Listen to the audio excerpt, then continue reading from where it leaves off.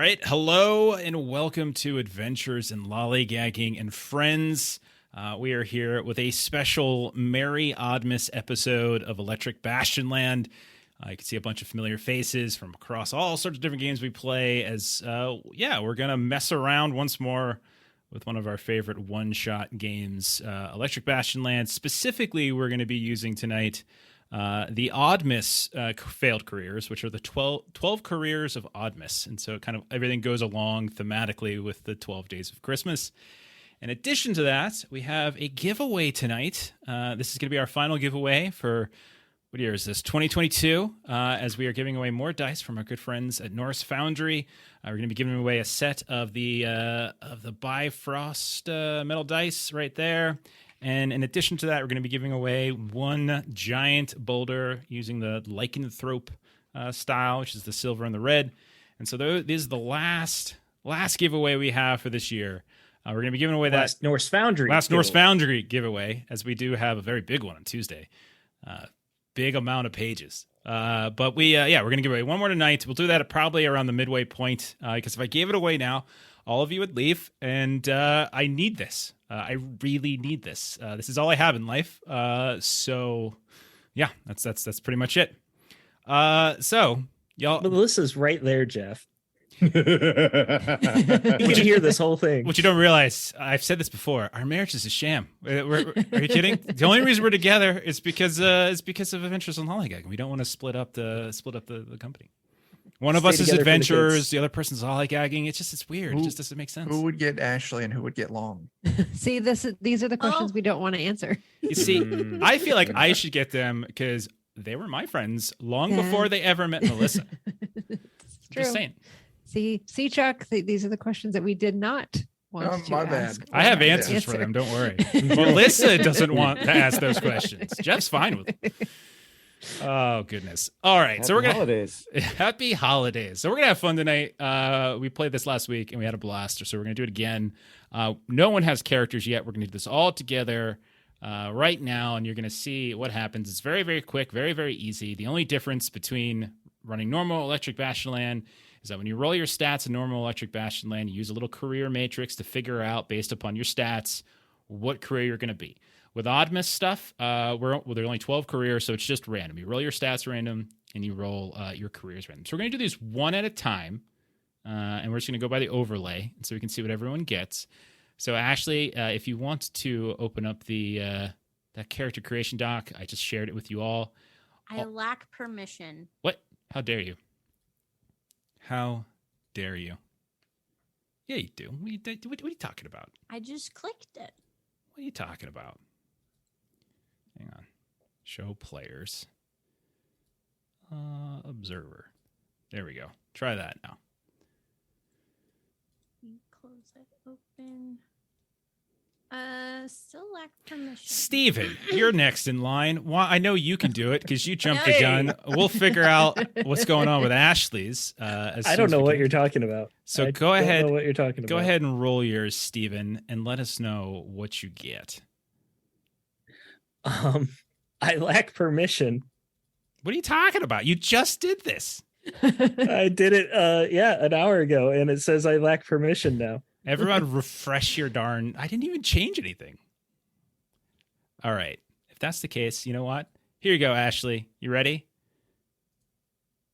Yes. There you go. You are a gold ring grappler. No, I'm re-rolling. We'll do a trading thing afterwards. It's fine. It's going to be like a white elephant. Yeah, we'll do a white elephant. That's perfect. Let's do that. Excellent. That's a wonderful idea. Let's do this. Because I don't want to be that. Okay, Ashley, put your stats in.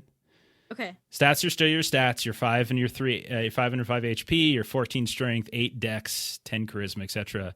And then you can hold on to the gold ring grappler, and we'll see what happens if someone wants to take it from you. I'll extort. Okay.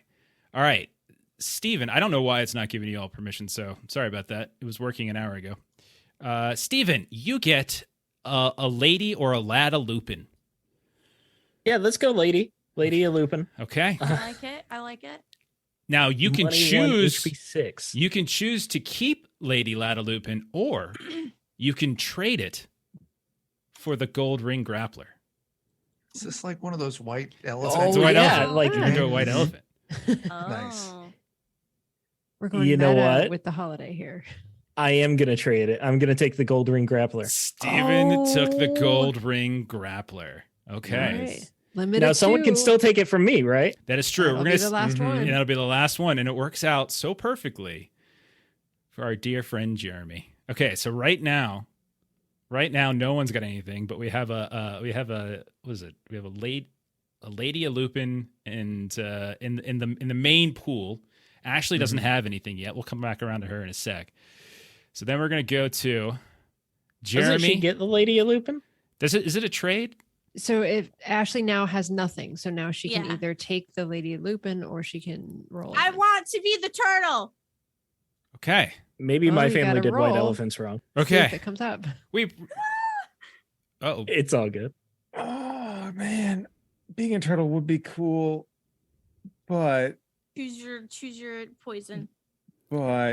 Stephen, I'm so sorry. I really, really want to be a golden ring grappler. You bastard. I know. I'm so sorry, but as soon as it was No, an it's option, fine. I was It's going fine. to take it. Okay. I mean, I'll hate you for life, but it's fine. You already do. Okay.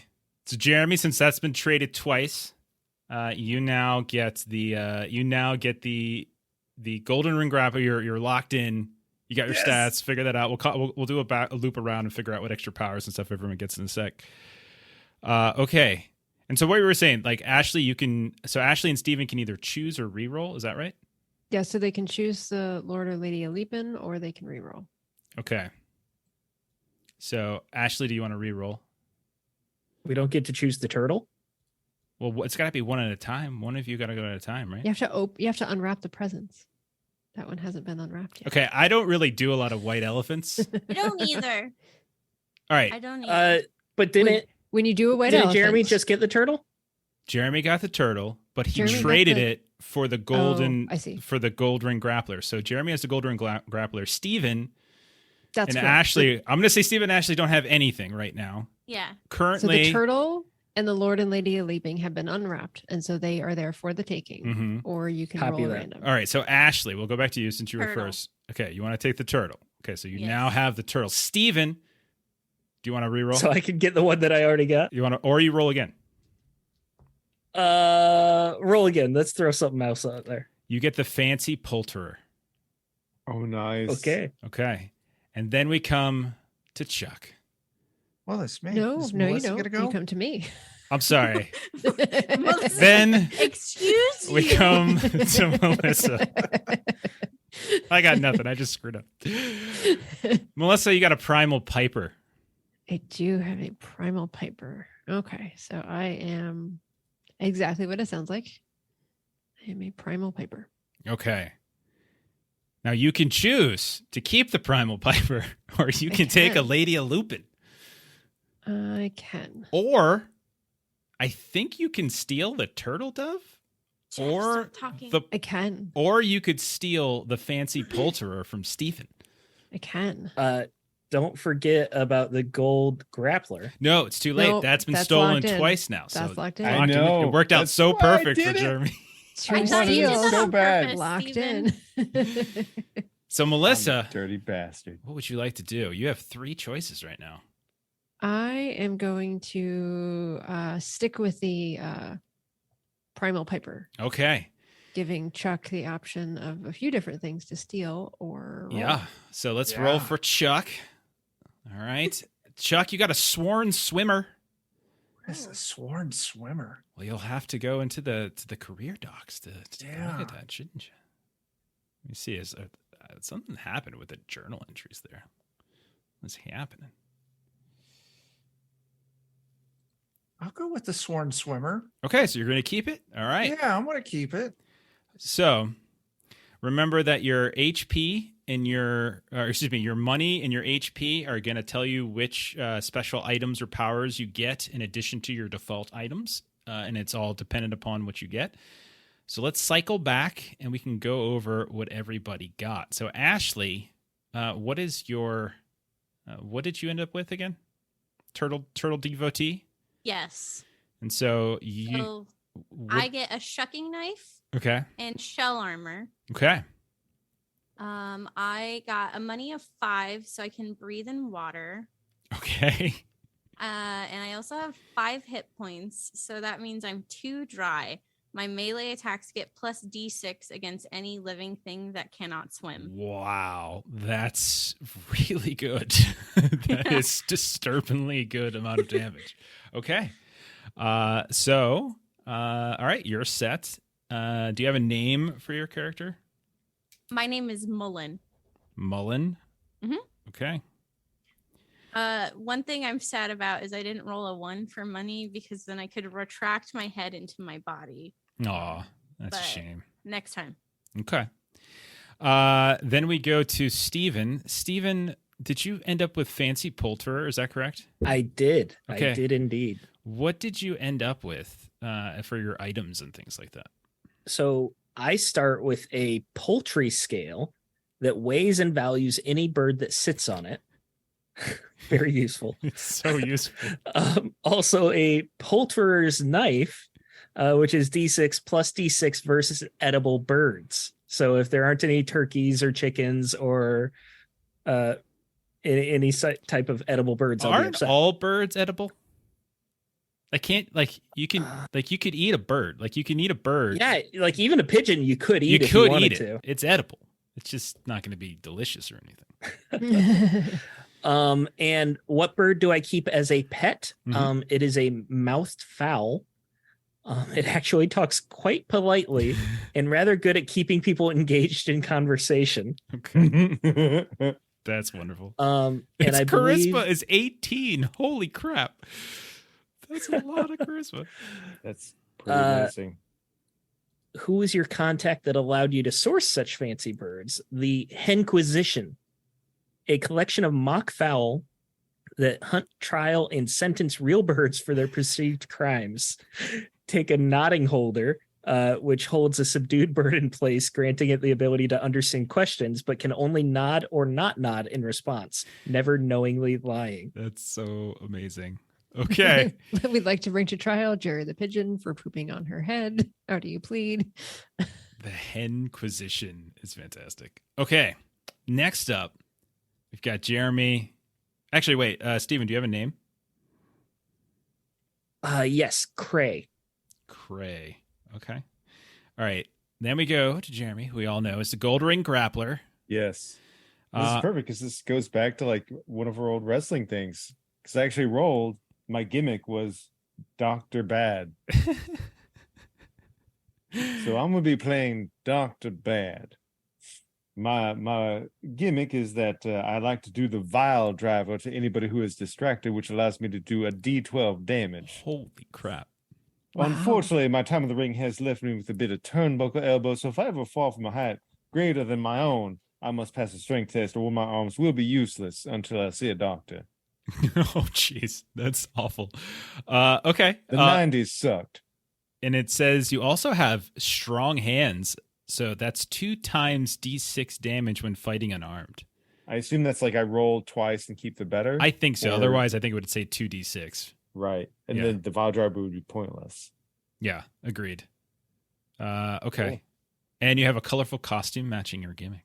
Okay. Of course I do. Fantastic. All right, Melissa, you ended up with a Primal Piper. Yes. So Pace, Payce, is the primal piper. She got a set of vermin pipes, which can either attract or repel vermin when played. These are definitely like bagpipes Mhm. for sure. Not going with a fife or a flute, going with the bagpipes. Okay. What special attachment do your pipes have? They have a D8 blast flame belcher. Oh, by 'Cause God. I got 1 money. You have a flamethrower. I do. Holy crap. Wow. I know. Which is why it needed to be like bagpipes and not like a little flute. And Oh, my God. why did I get so many complaints? Because again, this is a failed career that I failed at. And the reason I got so many complaints because I have 3 HP is because of my costumes. My outfits caused eye strain to anyone looking at you for a prolonged period of time. Ranged attacks against you after the first are impaired. Okay. Impaired So- Paired means it's basically a D4 damage. Like that's all unpaired is. Like you get the lowest amount possible. So I can throw flames at you, and you can't look at me for too long because your eyes go squirrely. God, I want to make a joke right now, but I don't think I'm going to. That's wonderful. I will be delighted when they're distracted by your outfit. This There is you a go, team effort. This is a good combo so far. And then there's Steven. All right, finally, let's go to Chuck. Chuck, you're a sworn swimmer. I'm Leaky Lem, the swimmer. But I had to go to shore. I want fruit, apricots, pears, pickles, tomatoes, watermelons. I don't care. Give me the fruit, boy. Give me the fruit. Did you call it? Did you say pickle in there as a fruit? I was about to type that in chat. Pickles are fruit? I don't I still want a pickle right now. know. Okay. All right. Yeah, they got fantastic lungs. I could just Pickles blow on might- shit forever. They might actually be fruit though, because a cucumber's technically a fruit, right? Is Right it? was right. Is it It cucumber? has- It It is. grows on a Like a tree, so tomato. why wouldn't it be? Interior seeds. Okay. Does that mean a Right. strawberry isn't a fruit then because it has exterior seeds? No, I don't know. I It's a thought fruitable. fruit had something to do with like the seeds are like We're in or on we're trudging ground. We're asking questions we shouldn't ask. it. Okay. It's multiple fruit. All right. So is everyone set? Everyone's got their items. Everyone's good to go. Yeah. That's what they're doing. Okay. Got your names, etc. So let's dive in to the story then. Okay. So the name of the adventures, 'Twas the night before Oddmas. Okay.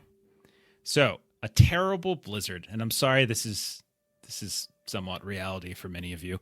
A terrible blizzard has swept through Bastion. Bastion, Stephen, you're the only one I think unfamiliar, is a newly industrialized city.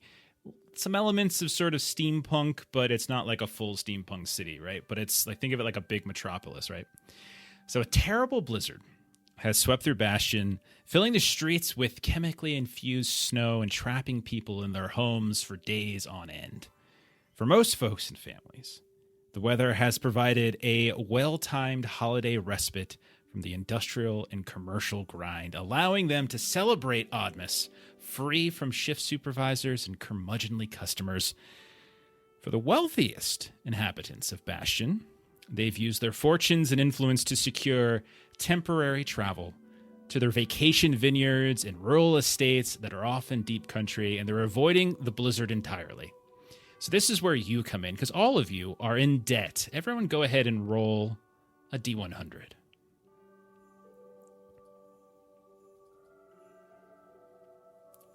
Let me know who gets the lowest.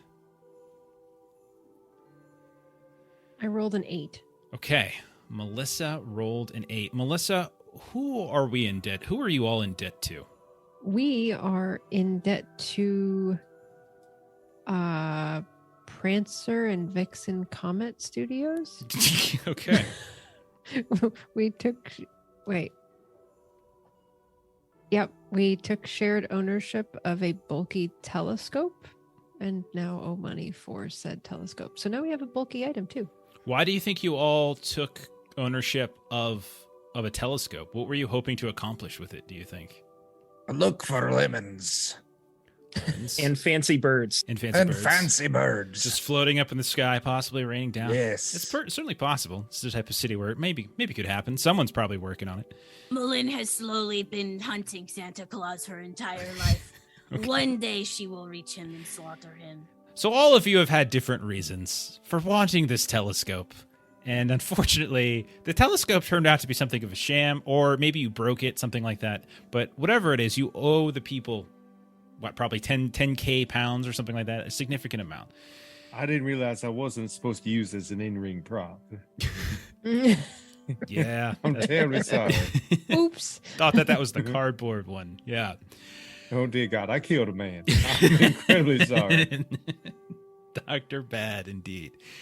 So you all are so heavily in debt, and it is the Oddmas season that you have to quickly find some money, which means taking potentially strange jobs from time to time. And this is what's great for you, is that with all of these rich folk going off into deep country, means many of their highest risers of Bastion have left their homes empty and are perfectly ripe for plunder if you can get to them, of course, if you're capable enough to get there. Now, in particular, you have learned that the eccentric Catterford family, led by the industrial and technological titan Devereaux Catterford, is rumored to have fled the city in their revolutionary balloon craft, leaving their sprawling penthouse manor empty and their library of patents untended.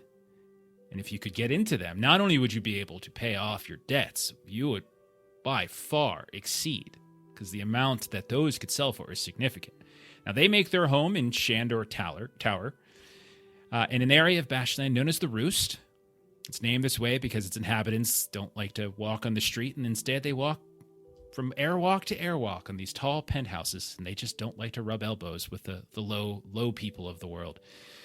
So, you all, weighed down by crippling debt and ineptitude, etc., you are braving the blizzard, and you're heading to Shandor Tower. So, first question for you all. How do you want to try to enter Shandor Tower? There are 3 basic ideas I can throw at you, but you can come up with your own, of course. There's the usual way through the ground level. Of course, there's a bunch of snow and ice in the ground, and the ground level might actually be underneath some ice. You could potentially try to climb up various, the tower itself, finding different, different fire escapes and things like that. Or you could try to access a less secure building and take the airwalks over. So, what would you all want to do? Pace has a flame belcher, so I feel like ice and snow that are piled up are not a match for the flame belcher. Oh, it's a great idea. After you flame it, then we can swim on through. But if we go through the skywalks, then there's a chance of seeing some rare birds on the way. So, that might be worth trying. I think you're all interested in that, right? Right? No. So question. Do birds count as vermin? Probably. Vermin of the sky. Depends on the bird, I would imagine. If you want to see some vermin, I can just sing a song and attract them. Mullen has idea. I want to see fancy birds. I want to see you burn those birds. We go up and we go to take sky bridges. They have guards for tolls at sky bridges. You call skybird vermin. They attack the guard. We knock him off the building so he falls and he dies. We get to see birds, maybe light them on fire. Everybody's happy. And I'll do my patented vile driver upon that security guard while he's distracted and then throw him off the airway. I like it. I really wish I had worn a shirt instead of just my... I think he just has like the lab coat and then just an oiled chest. It's a really terrible choice this time of year. Okay, so... Hairless? Yes, shaved. But poorly shaved because his hands are shaking. I respect a man who doesn't wear a lot of clothes in the cold blizzard, Jeremy. I respect that. So you all want to go? You want to try to access the airwalks from a less secure building than Shandor Tower. You want to find? Okay. Hey. Okay. Cool. So picture then the 5 of you trudging through the heavily iced, heavy snowed ground of or Bastion specifically. You don't actually see the roads anymore. You can see that all of the lower floors, ground floors of the various buildings you're passing are covered at least through a couple feet of snow. It's not easy to get through. A couple of these buildings here and there might have them shoveled, but they're quickly being just refilled. So you're wandering around this section of the neighborhood. It's dark out. There's various like electrical lamps here and there on the street that are flickering in and out. You hear, the sounds of wind whipping through, and you're getting pelted in the face with ice, and you can see occasional lights in some of the windows up. And so you're looking for a building that you might be able to easily get access to. So if somebody would please go ahead and roll, whoever we were saying is leading the crew here, give me a charisma, or in this case intotheodd, will, whatever it is, whatever you have programmed in. Who would be leading this? Looking for a place to get in. You see these shivering, like, doormen that are out on the stoops of some of these places that have shoveled entrances, and they're just shivering and shivering, but they have this, like, lifeless, dull look in their faces, like they hate themselves. So how do you try to talk your way past it? Well, I've got a mouth foul that actually talks quite politely. Okay. That's perfect. Okay. So I would he can keep people engaged in conversation. Okay. So if we could just keep them directed the other way and then walk around them. Okay. I say, terribly weather this time of year. So you step up to the stoop, and you see the man kind of shivering, and he looks at you. You can see he's got icicles in his beard, and he says, "I don't recognize you. I don't think you're in the right place." Apologies. I was following directions from my companion here, and I reach into my coat and pull out a chicken. A very fancy breed of chicken. I don't know any breeds of chicken, but a very fancy one. Tyson. And It's a silky. it's silky named Tyson. There we go. Okay. My friend here gave me directions and said that I was supposed to go inside. Do you mind telling them? So your bird is going. So what does your bird sound like, and what do they say? Then you can try to make it. Make the I test. mean, the bird's an NPC, so you tell me, Jeff. Okay. So the bird's like. So the bird says, "Now listen, we want to go inside. Okay, it's very cold out here, and we were directed here by some very kind people who said that this building is warm and there's very nice people inside. And they said that there's a very delightful doorman, and they see him every day. And they just really, really, really said that if we wanted to stay anywhere for the coldest parts of winter, it would be here. And speaking with this nice doorman, would you be that nice doorman?" So, because I like playing with myself, yeah, you can clip it. I don't care. You can see Leon just start shaking. I guess I am the nice doorman. There is another door person, but it's a lady, and she works during the day, and it's at least somewhat warm. That's a fancy bird you got there, madam. Yeah, he's a real chirp off the old block. Roll for initiative. No. Well, I suppose, are you going to some sort of Oddmas party or something upstairs then? Is that what you're doing? Oh, yes, that's exactly why we're here. Go ahead and roll a charisma with your bird, with Tyson. I'm here to party and have My the day. best time of my life. It's good that you said the bird, because it would have been a fail for me, but it's a pass for the bird. Okay. And so he's like, "Well, I suppose I think the foreman's up on 6 are having a wonderful, wonderful party. You think one of you could bring me down some coffee or some hot chocolate or something just to help me get through the rest of my shift? You think that's possible? Anyone?"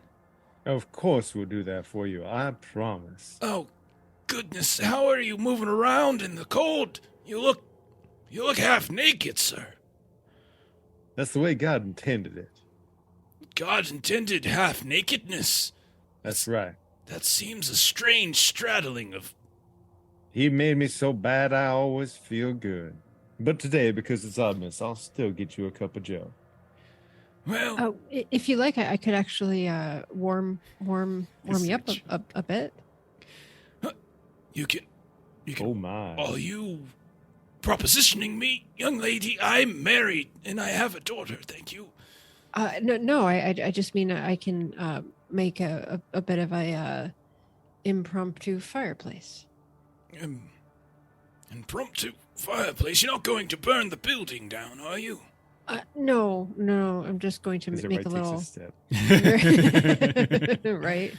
Put the bird back in my coat for safety.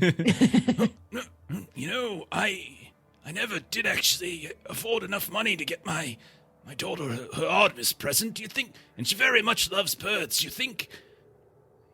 No. I could. I actually. I was going to say that these side effect, and it's sort of interesting that these two things go together. But the side effect of me making a fireplace of sorts is that there might be some birds that might want to also come and warm themselves by the fire. Well, I'll be Father Oddmas. That sounds impossible. I'll have to see it to believe it. Oh, go ahead. And so Pace will sort of, she's been kind of wearing this kind of those very patchwork coat kind of things. So, and so she'll kind of throw off the patchwork coat that was kind of dull colors, but underneath it is like gaudy red and green jester diamond, just anything gaudy that you can imagine underneath. And so kind of this is her like costume outfit that impairs folks for looking too much. But underneath, then you see kind of under her arm, she's got her bagpipe. Okay, so she will start to play. You start playing your bagpipes.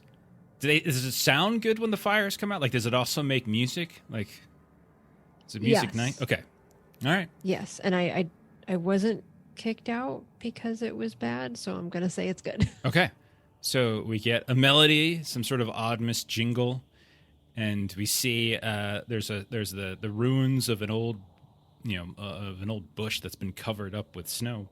You torch it, you see it starts to flame a bit, and then birds show up. Mm-hmm. Okay, and all of you suddenly hear and you see like suddenly like sweeping down from underneath what looked like some sort of awning as they were hiding, you see like a handful of these very small kind of gray brown pigeons start swooping down, and they kind of hang out by the fire. And so while Pace is playing, she's just sort of gonna kind of like gesture her head toward the pigeons. Will all be. You are correct, madam. I would have preferred a different kind of bird, but my daughter's only 3 and she's not very intelligent, so I'll go ahead and take one of these and we'll replace it with something better later. All right, off you go, inside. Now, don't forget about that coffee, sir. Oh, of course not. And it's delightful to hear that you intelligent to realize that all children are stupid for an incredibly long time. Yes, Yours likely for a lifetime. I'll go get you that coffee. Thank you. And you all It's go. not a burden at all. You guys go inside, and it's not I'm like not getting him that coffee. I figured you wouldn't. You go inside. It's not like extraordinarily cooler inside, but you're certainly out of the snow. The ice isn't pouring down on you. You hear the occasional sound of like merriment and laughter kind of echoing through the building itself. There is a staircase that goes up. There's a lift. You have kind of an option there. This is about a 15-story building here. Not one of the higher ones. The Shandor Tower is much taller. But you can kind of work your way up without too much difficulty along the way. And you eventually get up towards the airwalks themselves. They kind of lead out from the top floor, and you can see they start moving and shifting on these like kind of angled rising inclines towards other buildings, and they keep kind of growing up higher and higher. Every now and then you pass by some folks here and there, like some of them are extraordinarily inebriated. They're like as they pass by, and you can smell the alcohol in their breath. You do this probably about 3 or 4 times, going from one building to the next, hopping to the other.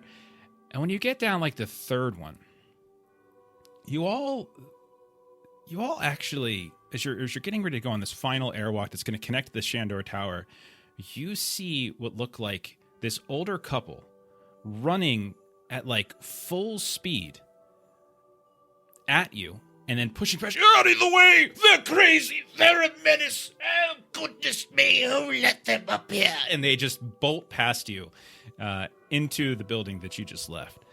And you look up and down, and you can see a very dark airwalk. They're not lit at all. And you just hear the vague sound of like whistling coming from the darkness ahead. What would you like to do? Are they whistling a sea shanty about plums and stuff? No, it seems that it's it seems like it's an Oddmas carol, actually.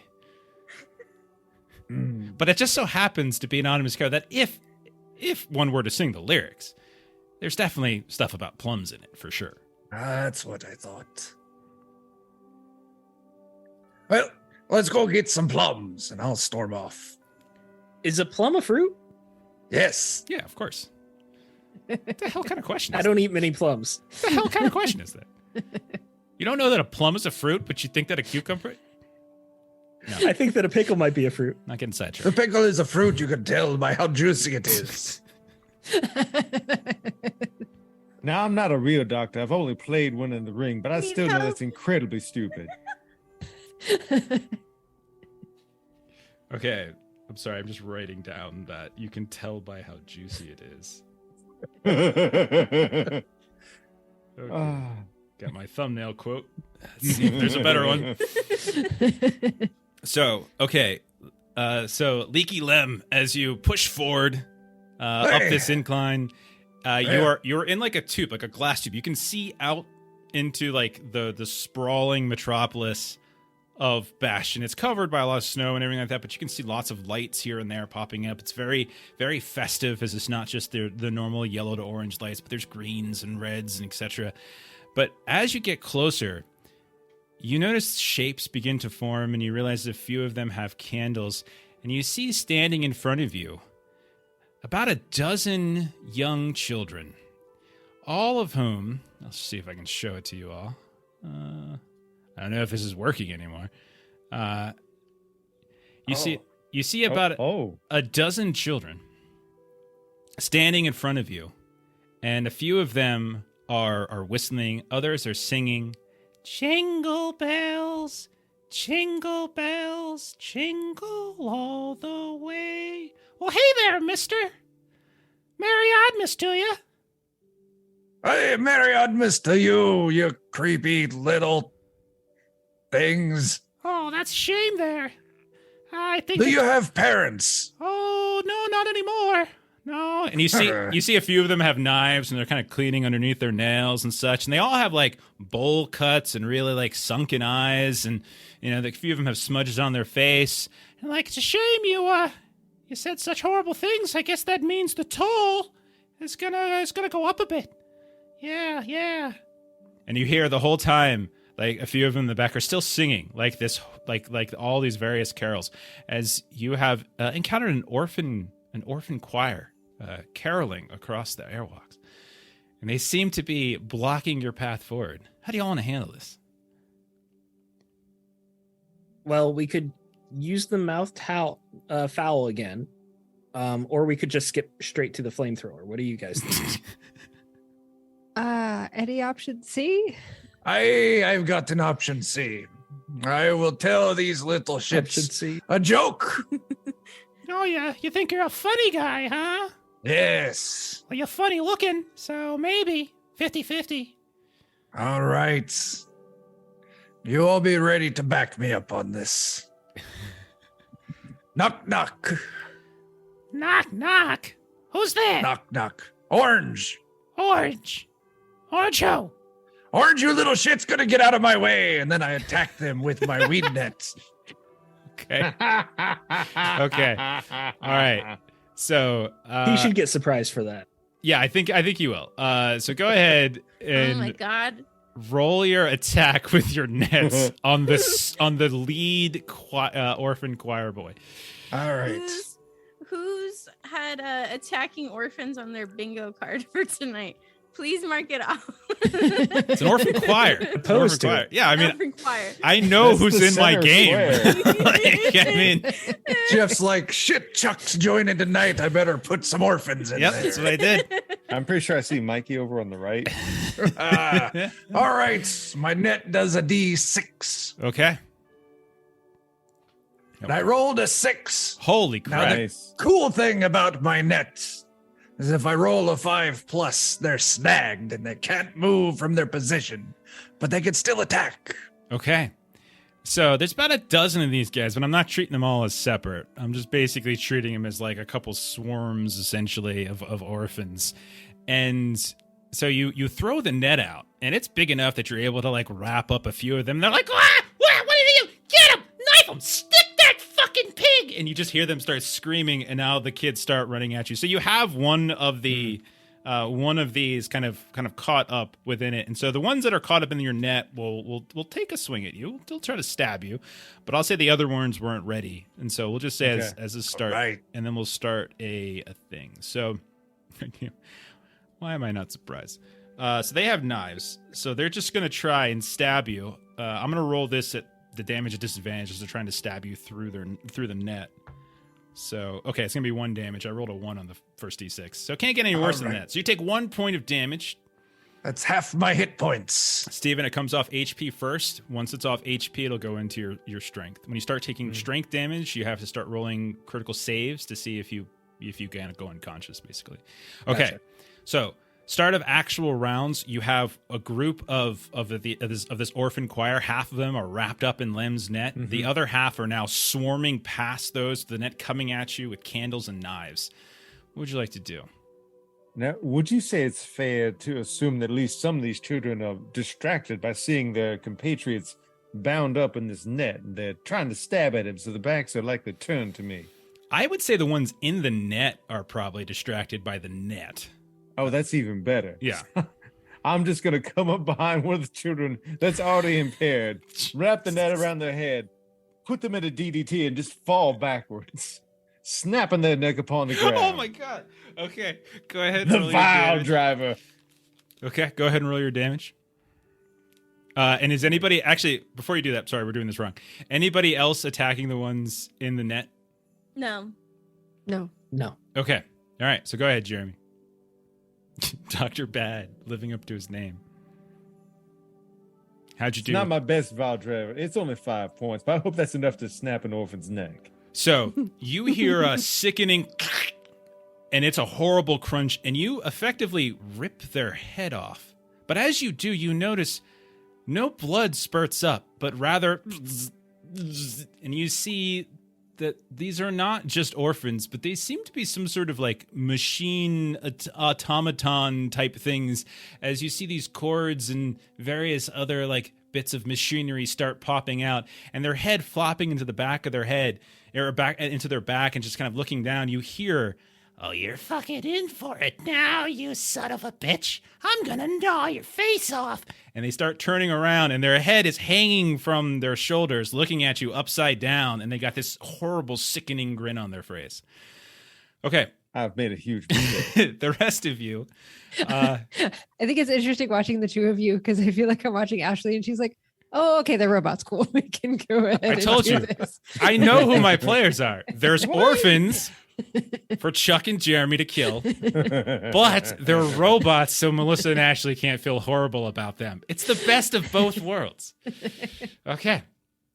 My face went on a whole journey. Don't worry. I know who I'm running for. All right, so the rest of you then, I assume, are all going after the ones not in the nets. Is that correct? Correct. Okay. Yeah. All right. So all of you then, again, we're effectively dealing with 2 swarms. They have pools, etc. So the one that's in the net has been attacked. Now go ahead and attack the swarms. All right. Now, Steven is not happy either. Steven is just going to complain either way. Is what it's going to be. It doesn't matter.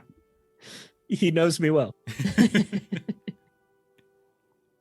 Well, Okay, I've- so how Yep. many swarms do we have left? So there's only 2 swarms. There's the one that's in the nets okay. that Jeremy has already kind of has attacked for this round, and then there's the other ones that are now swarming you with knives.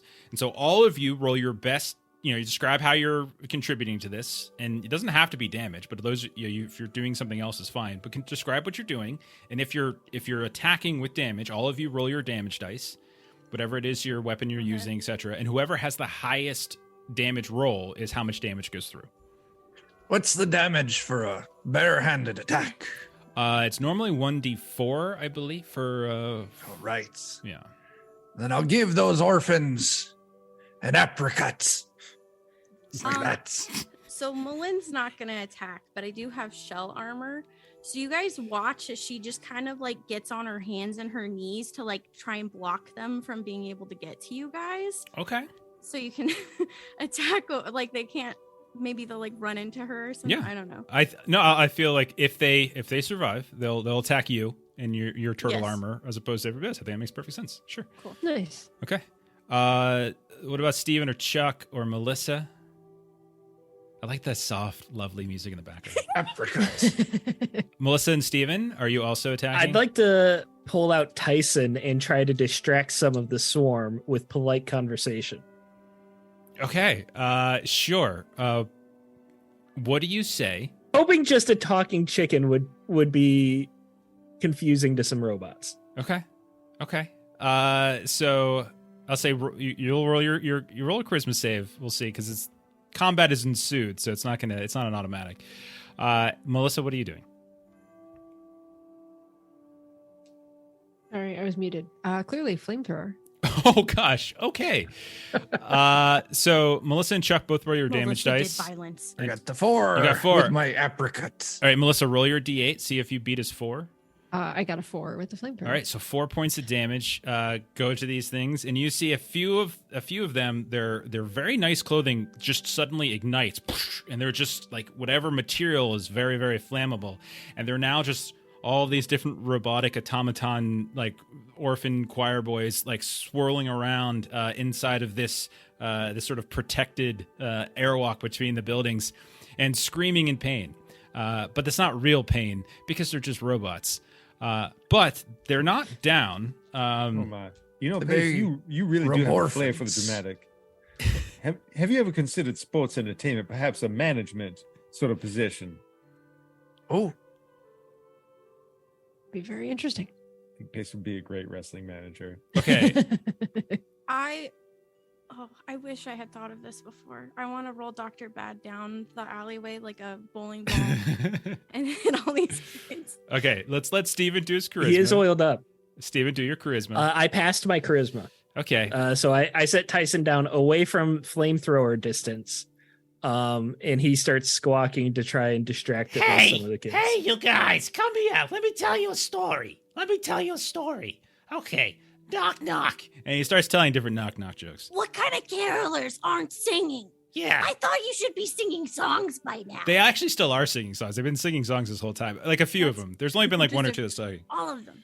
Okay, because half of them are distracted, I'll roll damage at like disadvantage against Ashley as they start to stab at your shell. Take 1 point of damage, which is mitigated from your armor, so you're fine.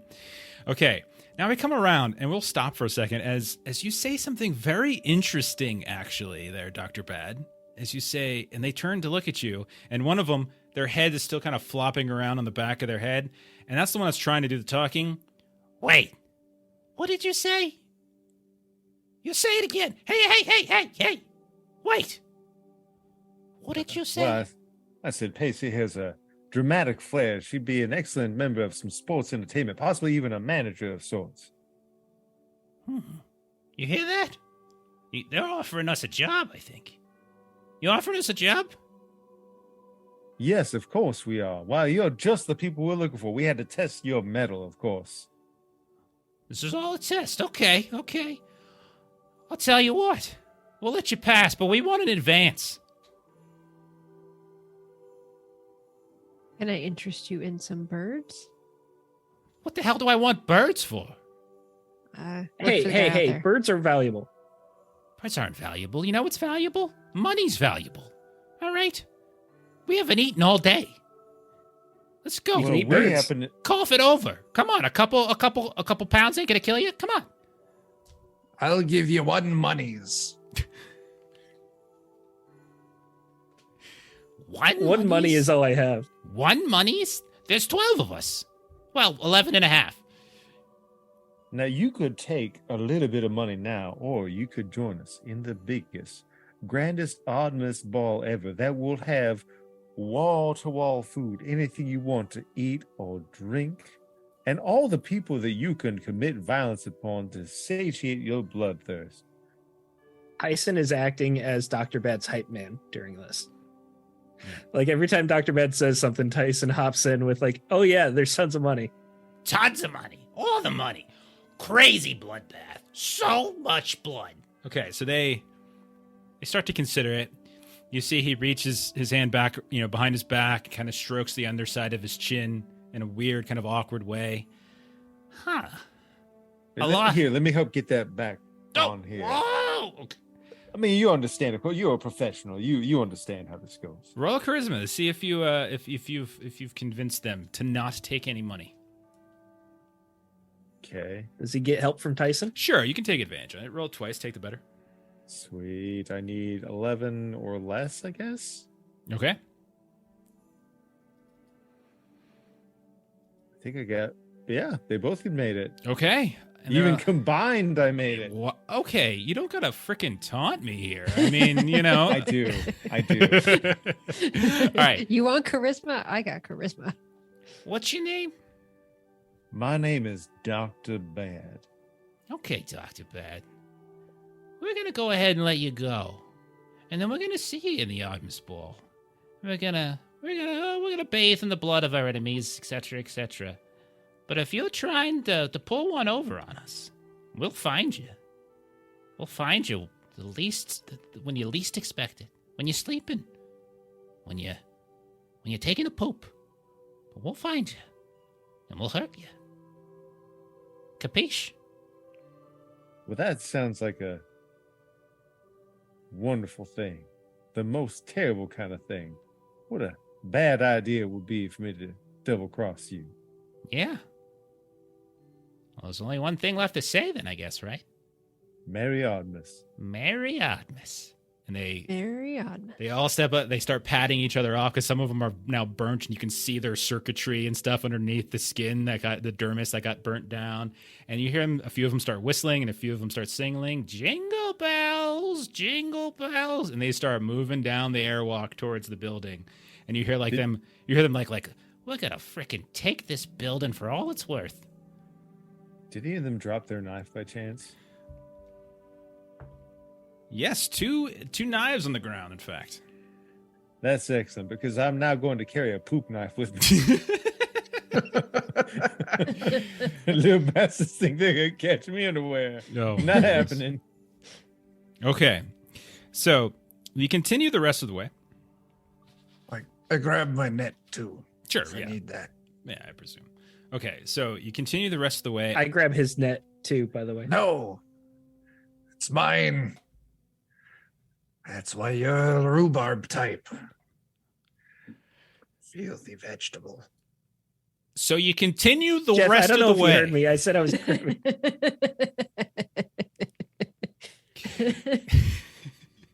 I'm sorry. I'm an asshole. No, you're not. No, you're not. Sorry. Yes, you are an Yeah, he's not asshole. sorry. Yeah. We all understood. Yeah. You make it up the rest of the way, and you find yourselves at a private entrance, locked entrance, to what looks to be this like cross airwalk, and you see it connects between two sort of protrusions of this ridiculously tall building that you would know as the Shandor Tower. And you can see that off to the left, you can see there's this sort of like you're at the very, very top of the building. It's like the penthouse area. You know, you're in the right basic area, right? Off to the left, you can see that this cross airwalk goes to some sort of domed protrusion kicking out of the building. And then off to the right, you can see what looks like a balloon hangar. Like, by that I mean it's a hangar this far up you would probably presume is for balloon craft, right? But it's like a big garage door, like huge hangar bay. And you can notice, in addition to that, that there's this sort of, fire, this fire escape that kind of goes further down the building a little bit ways. But you think you're in the right area. So you have basically two things. You have to figure out how you're going to get past this particular locked airwalk gate, and then are you going to go left or right is basically all it is. So how are we getting past? Left. Always go left. Always left. It's one of the things I learned under the sea. So the gate itself, when you look at it, is frosted. Now it's kind of strange actually, because most of the way up here, it's been a normal walk. The whole thing's encased. You're like walking around in hamster tubes, basically, giant hamster tubes connecting these buildings.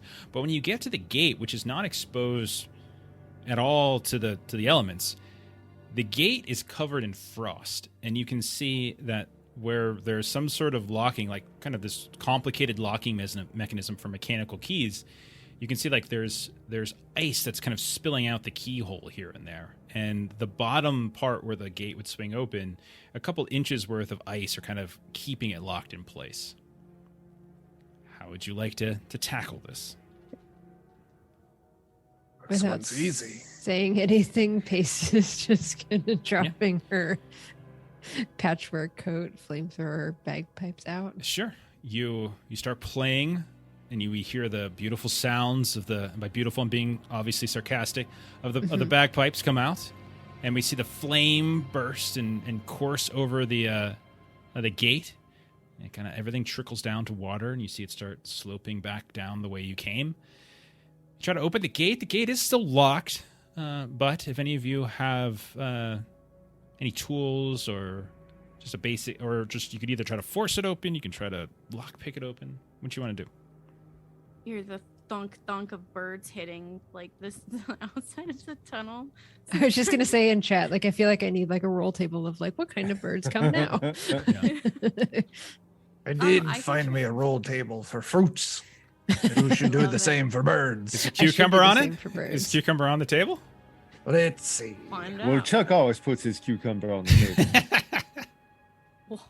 Whoa. It must not be a complete list. I don't see cucumber.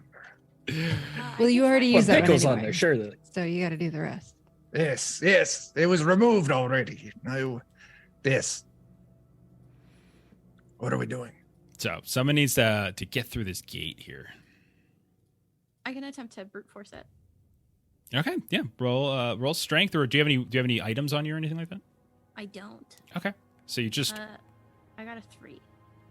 Why does it say you rolled a 1? I don't know. That's so weird. What's going on? I saw the 3 too, though, so you're good. 3 is still very good. So you just walk up, reach back, and you lift your leg, and you just like kick right at the lock mechanism, and it swings open, smashes against the inside, echoes. You hear the reverberations of it, of like the tunnels, but you now have access. You can freely go off to that domed building off to the left. Or domed protrusion, I should say. Okay. I opened the door. So, Ashley, you're up front. You're going in first. Okay. Fair enough. So, one sec.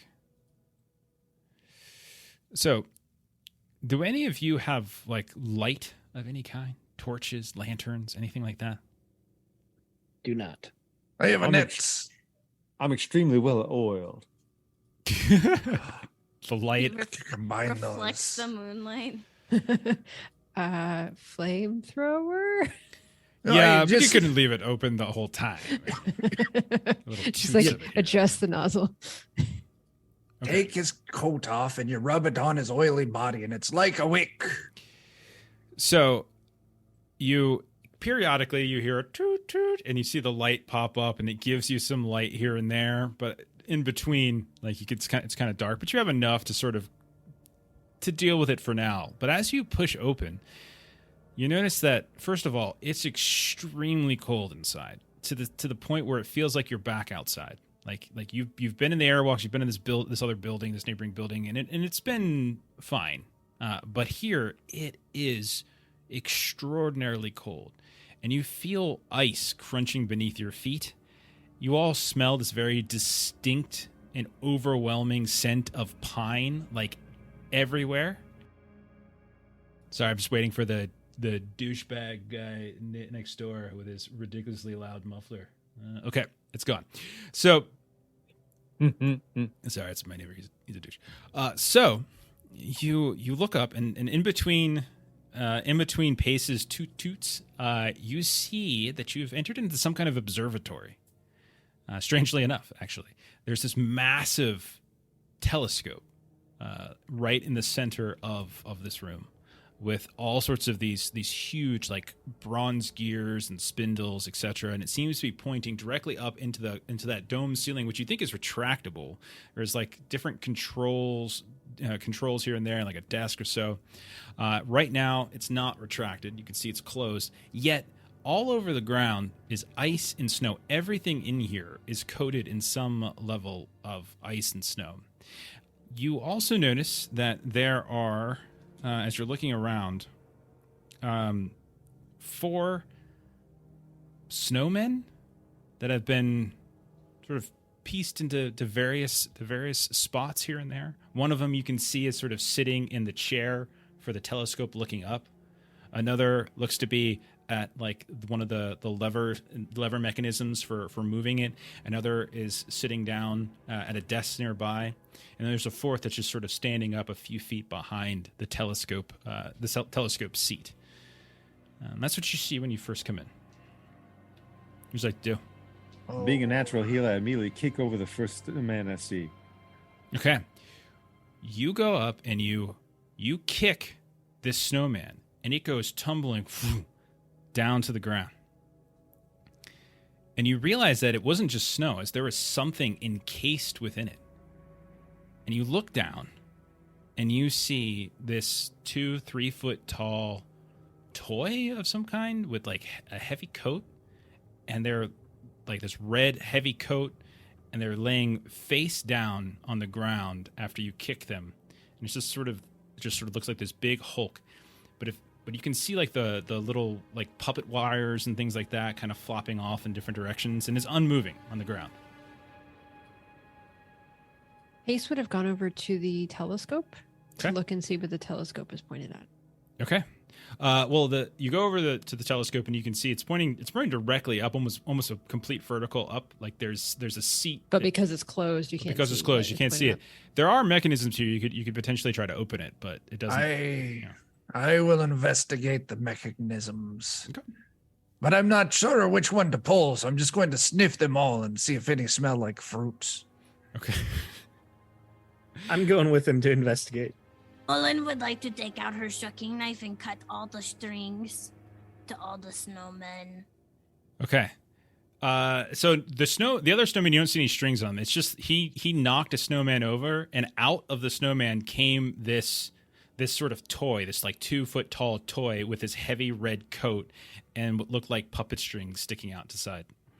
Nonetheless, as a They're poacher not idea, I take the tancho and I put him in a full Nelson so you can cut the strings. So you pick him up and you put him in a full Nelson, and you got him in this full Nelson, and as he comes up and you go over to cut the strings, you notice there, Mullen, as the head kind of cocks, eyes flick open, and you see some sort of tube is in their hand, and they put it up at you, and they're like, You ain't fucking taking this. We were here first.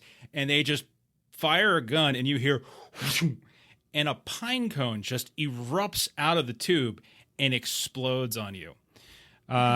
This is, I would imagine, a surprise, but I... Definitely. Are you an operative of Mr. Oddmas? I will gut you. So hang on. So let me make sure I get the right amount of damage for this. Is anyone? I guess no one else. All right.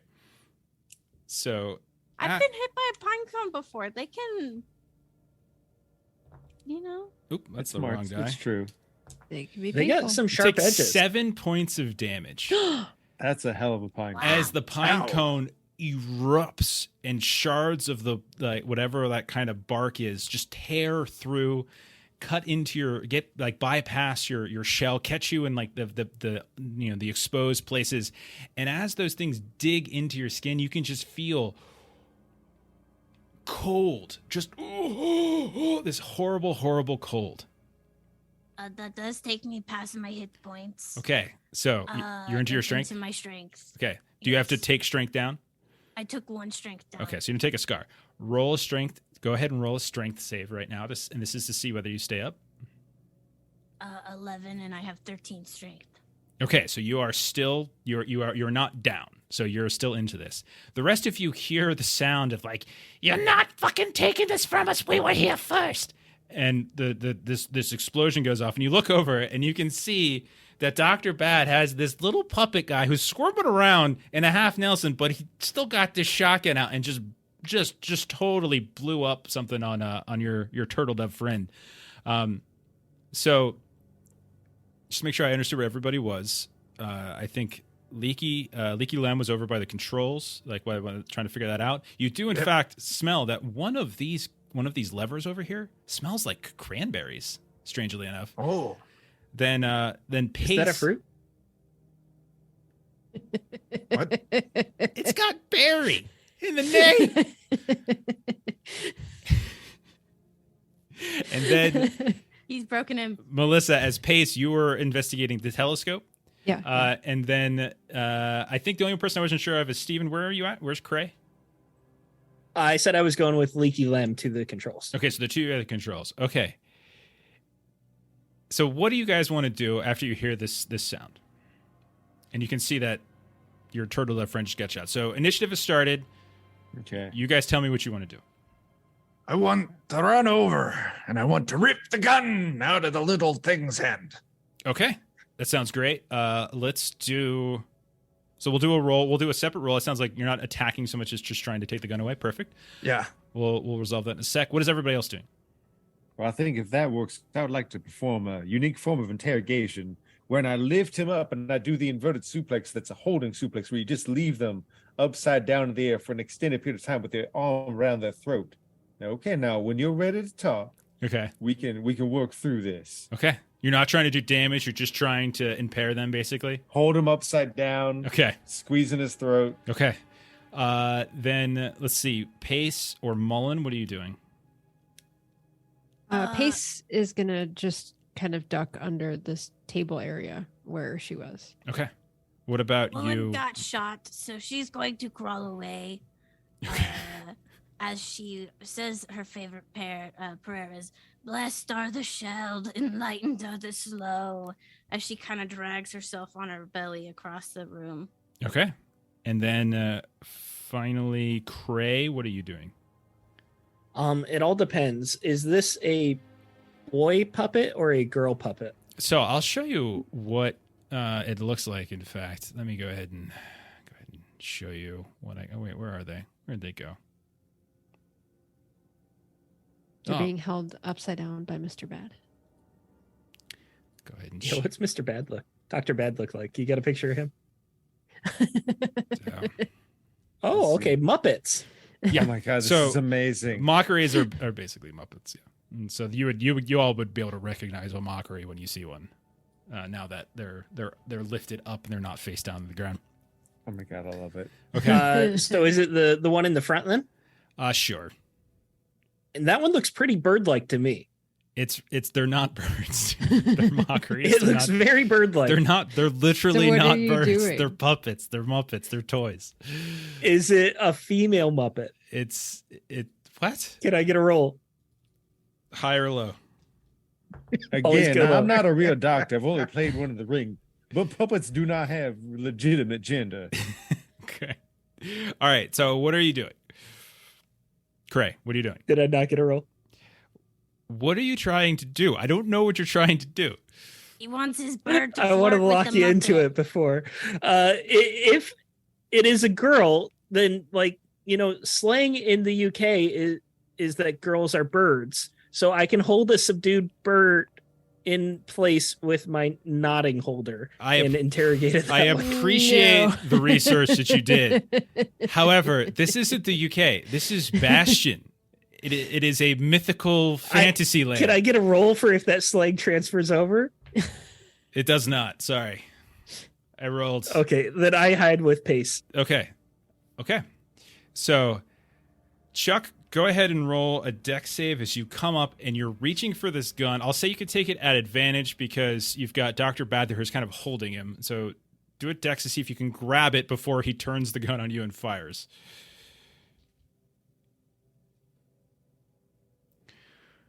You're muted, sir. You're still muted. Still muted. Muted in Zoom. What's happening? All right. I give up. Okay, we can hear you now. Good. You said dexterity, right? Dexterity. You get an advantage. All right. Roll twice, take the better. I did. I got a 6 and a 16. My dexterity is 10. Okay, you're fine. So you manage to Good. run up and you rip the gun out of his hands right as Dr. Bad, you lift them up. You've got him in their hand. And Cray and Pace are hiding on their table. So you've got them up and you're holding them up in the air. Maybe you flip around so you can see their face. What are you saying right now? Dr. Bad.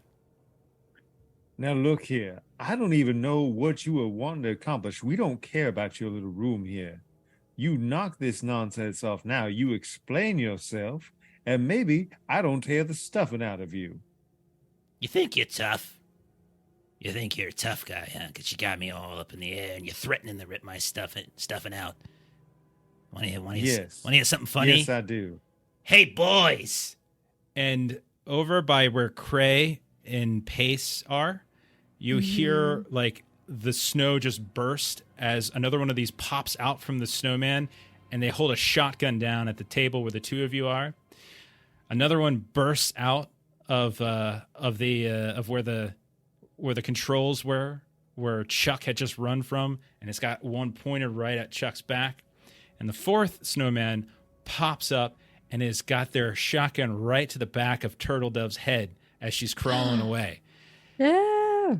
And so the mockery that you've got hanging up and down, like, So, what was that about tearing my stuffing out? You know, we just put it back in and re-stitch it. We're fine. It's not as easy with you people. what's that? I'm gonna throw him at one of his friends. Okay, that's beautiful. Roll dex. Roll. Let's see. No, you do it. You do it. I'll roll dex for them to see if they manage to duck. Do you want to throw at the one that's pointing at Chuck? Chuck's a couple feet away. The ones that's on Ashley, like they have the gun. On Mullen. Okay. So I'll roll Mullen. I'll roll a dex save to see if they manage to stay up. As opposed, this will probably more knock them down than hurt them. So, We got some bits. Thank you, Edie. well, that's a 19. So that knocks them down, and so now you have two that are sprung, and you're like, "Wah!" As you throw them across, bounces into the one that's got the gun on Turtle Dove, and the two of them go sprawling off. However, the other two are still there, and so I am going to go ahead and take a shot at first at I'm going to take a shot at actually both Melissa and Steven, because this weapon does actually have blast. So, and when I say take a shot, I just mean I do it. Right. So Because that's how it works. the two of you take 9 points of damage. Oh. As a pine cone explodes onto your chest. 9 points, it's blast. The other one will... Wait, like, does she get 5, I get 4? Nope. Or is it we're both getting... Both take 9 points. I took a lot. And then the other one goes Yeah, towards... How much did you have? I had 6 hit points. Okay. So, And how many strength? I'm going 7. So I'm So, down to 4 go then, down- right? And I go have to do down- a roll at 4? Okay, so how much HP did you have before the shot? 6. Okay, so you take 6 off of that, and then you take 3 off your strength. Right. So now I'm at 4, and I have to roll to get 4 or lower to stay in it. Exactly. Otherwise, you're knocked out. Oh, got it. Okay. Yeah. I'm knocked out. Strength roll. Okay, so you see this thing hops down off the table, like off where it was in the telescope, and just fires underneath the table. Melissa, how'd you do? So I lost all of my hit points and lost roughly half of my strength. Okay, go ahead and roll your roll strength We're all gonna die. to a bunch of Muppets. Okay, so basically the display is a 0 or a 1. A 0 is a fail and a 1 is a succeed. I failed. Okay, so the two of you were just knocked out underneath the table. The one that's going to shoot at Leaky Lem. Oh, that's way better for Leaky Lem. That's only 4 points of damage for you. It does take me into strength. Okay. Go ahead and roll a strength save. Got to get 9 or less. We do actually have 100 bits for. Advantage, I'll say. Take it We'll for an see. advantage. I Somebody's don't need gotta it. I'm fine. Save our butts. Leaky limb rolled a 5. Okay. Hey. So you're totally fine. 2 of them are like sprawled on the ground. Lem, you do actually have their gun. I'll put it on your character sheet. It is a All right. pine cone shotgun. And there are, I'll tell you how many shots there are left in it. There are 3 shots left in it. Take it. So basically, yeah, I just dropped it on your sheet. So it's a 1d6 damage plus 1d4 bonus cold damage. Is it shooting magical pine cones? Okay. So with this in mind, you've got 2 people who just went down. As you hear them as they fall. Turtle Dove, you're okay because you got saved, but you're crawling away. There's 2 of them on the ground near you. You see the other one who was about to shoot you in the back of the head.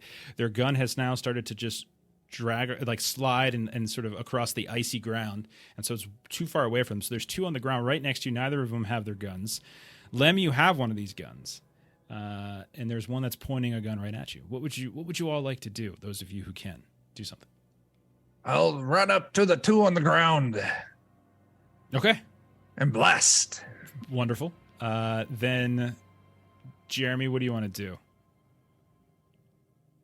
Well, let's see. Well, it sounds like Leaky Limb's about to just blow his load on the 2 laying on the ground.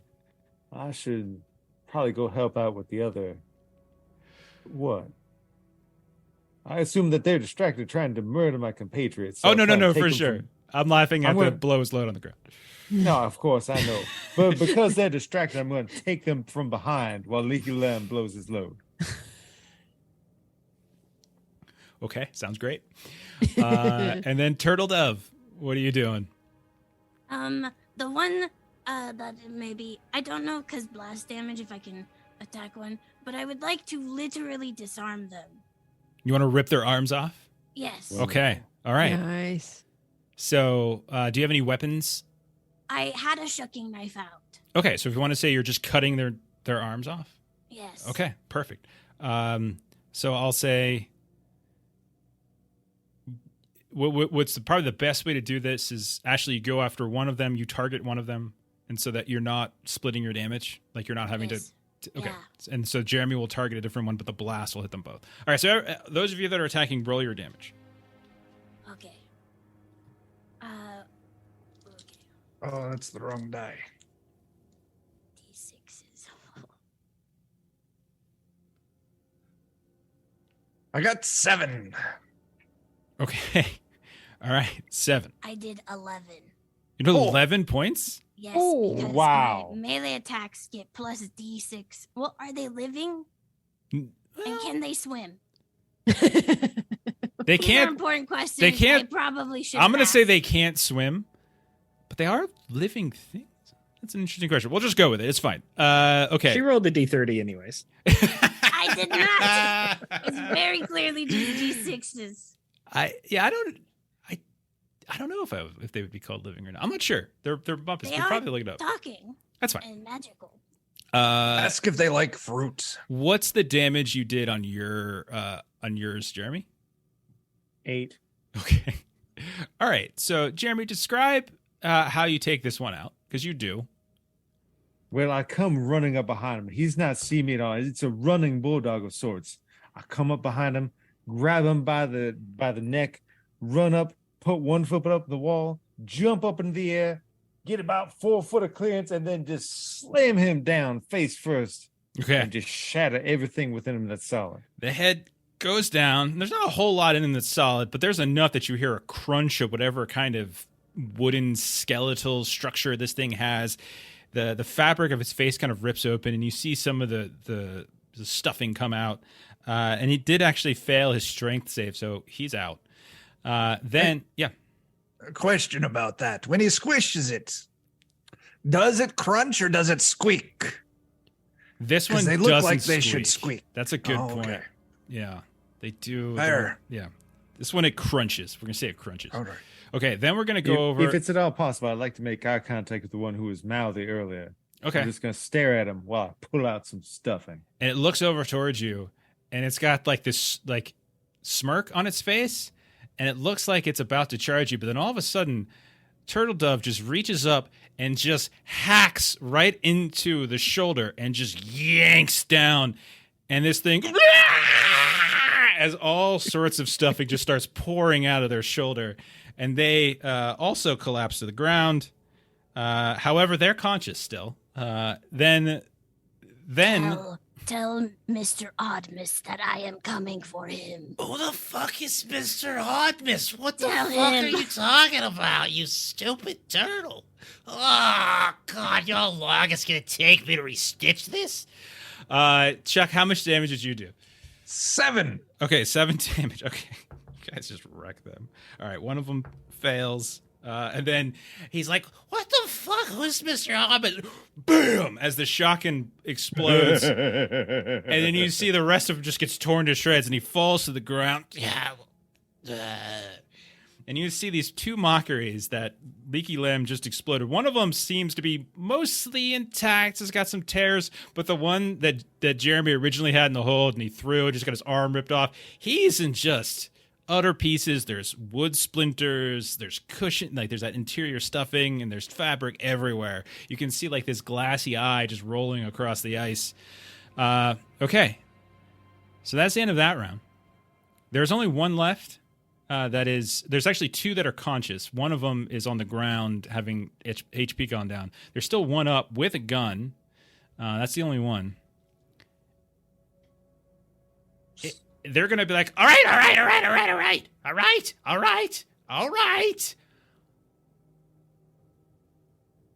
Why, if I had a white flag, I would wave it. I do not. Let me up first apologize. He's very ornery. We've been through some things. This place is fucking crazy, and we were just trying to get out. That's it. That's all we were trying to do. I've got one question for you. And your life depends on it. You know, that's a lot of pressure to put on a guy like me at a time like this, in this sort of season. Merry Oddmas, all that kind of stuff. But no, ask your question. Do you have any fruits? I do have some. I have berries. I got some berries. All right, hand them over. Okay, here you go. And he reaches into his little pocket, and he gives you 3 berries. Hang on, I'll drag What them. kind of berries are they? I don't know. We found them in the, like they were on the, they were inside the kitchen and on the dining table and stuff. So, I mean, they're red. And so he hands them over. I'll give them to you. Gooseberries. I'll take them. They're kind of squishy. So they're red berries. They're small, etc. And so, All right, you're free to go. Okay, can I take them with me? We can restitch most of them up. Is that okay? We're very sorry. I'm very sorry. They I'm eating have some any of the fruit? stuffing that I tore out. Oh God, be careful. Oh my God, you're gonna get the worst diarrhea from that. I'm just telling you. I'm just me to you. It gives people the shits. And then it's not like the junky shits. It's a rough afternoon. Figured it would probably not do that. I mean, it looks like it's got a lot of fiber in it. You would think that, but it's not just your average stuffing. It's it's magical or some bullshit. Hence why we can move and talk and all that kind of stuff. So whatever that is, it just runs right through your kind of people's systems. Is what I'm saying. That's all I'm saying. You know what? If you want to keep him, go ahead, keep him. Can I take the rest of them? They were just following orders. Yeah, he was a real son of a bitch, and we didn't really like him. He's only been in charge for like 2 hours. Like the other lady that was in charge, well, she got eaten by that Jello mold thing. So he just sort of took over. Big personality and all. There's fruit in that jello mold. Yeah, there was little tiny little candy fruits. It was like a big freaking cake batter, just all over the place. We didn't even see it coming. What she said. Funny Free to guy. go. Okay, I can take these two, and he's Take like, your friends. okay, you can keep that one, and bon appetit. Oh, leave the guns. Can I keep one just in case? There's Okay. some crazy orphans out there.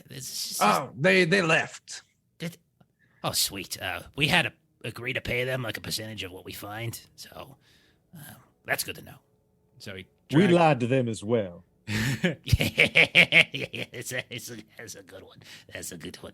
Okay, yeah, I'll see you. Oh, be careful of the garland. That shit's they're snakes. And see ya. And he leaves. Okay. Okay, so there's 2 more pine cone shotguns. Who would like them? I've got one. What skill are they based off of? There's no skill. Dex? It's just a Shooting. weapon. It's just a weapon. You just roll damage. I made the Oddmas items available to you guys. You can drag them on your.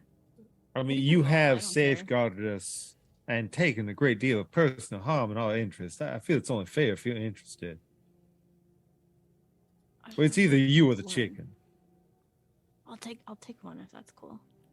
So Pace has the flamethrower after all. So, Jeremy, you also notice that on the guy that you're eating currently, the mockery that you're eating, there is a bell, a very, very ornate looking bell that I will now make available to you. Just the jingle bells. Let's put that there, and then squishy berries.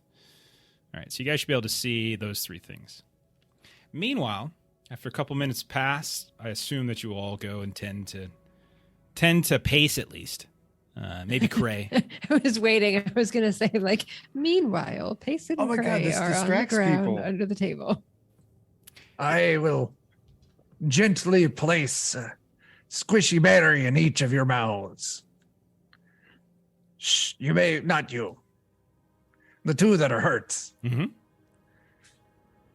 Fine, I have my own. And what snack. happens when I Oh. have a squishy berry in my mouth? I don't know. I just figured you'd like some berries. No, they provide a D6 temporary hit points. So So you could take a rest and get your normal HP back right now, like 10, 15 minutes rest, and then you can get an additional D6 HP on top of that. Rest would be nice. yes, please. Let's rest. Okay, so while you guys are resting, why don't we do our giveaway? We got a handful of Yes. folks in. So we got our giveaway that we're still doing here. So let's do this really fast. We know the Speaking drill. of Bifrost dice, I rolled a 6 on my Bifrost dice from my Hey. HP. We don't need your life Hey. story. Like it's I'm trying to do a giveaway. So we're gonna give away our last set of dice for whoever's in the chat. Usual rules we've been doing apply, continental US type of stuff. Canada will do as well. But this is the Bifrost stuff. This is that's your normal set, but also the boulder, which is going to be in a lycanthrope style. So let's go ahead and figure out a keyword. What keyword do we want to do tonight? It's one that it has to be. Yes, I agree. What? Melissa says it that way. I can be right too. Fruit. Oh, that's not what I was going to say at all. I was going to say Oddmas. Yeah, Oddmas is what I was going to say.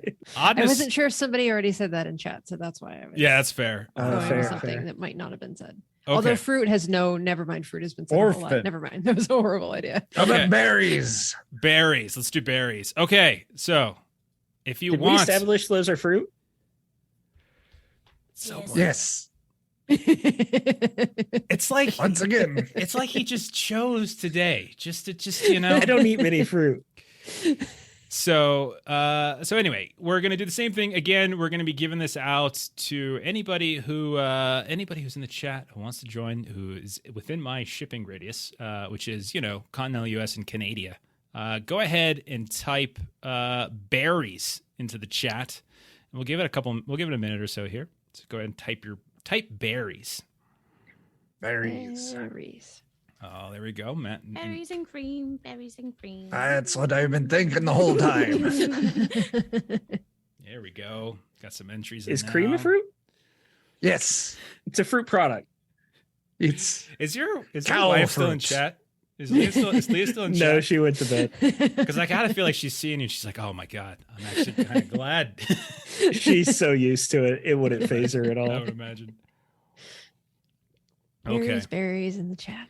So you guys Berries. are still down your strength, by the way. So everyone's typing Yes. stuff in. You're still down your strength if you took strength damage, but your HP you can go ahead and replenish. And those of you who ate a berry can add a D6 temporary HP on top of it, and it lasts until you use it. I consumed my last berry as well. That's great. Fantastic. Thanks, Lem. Okay. So I am going to go ahead and roll it now. Let's see who gets this last set. Thanks to Norse Foundry, by the way, for doing this. I know Eric's. It's too late for Eric to be on Yes. here, but he's a really nice guy. He reached out to us, offered this amongst all other nice things he's done for us the past couple of months. So if you don't win, still you can go to Norse Foundry. You can use the Lolly code word or promo code to get 10% off your order. So you can always do it that way. So here we go. Winner is John Maxuta. Congratulations, Yay. sir. Congrats. All right, man. Congrats.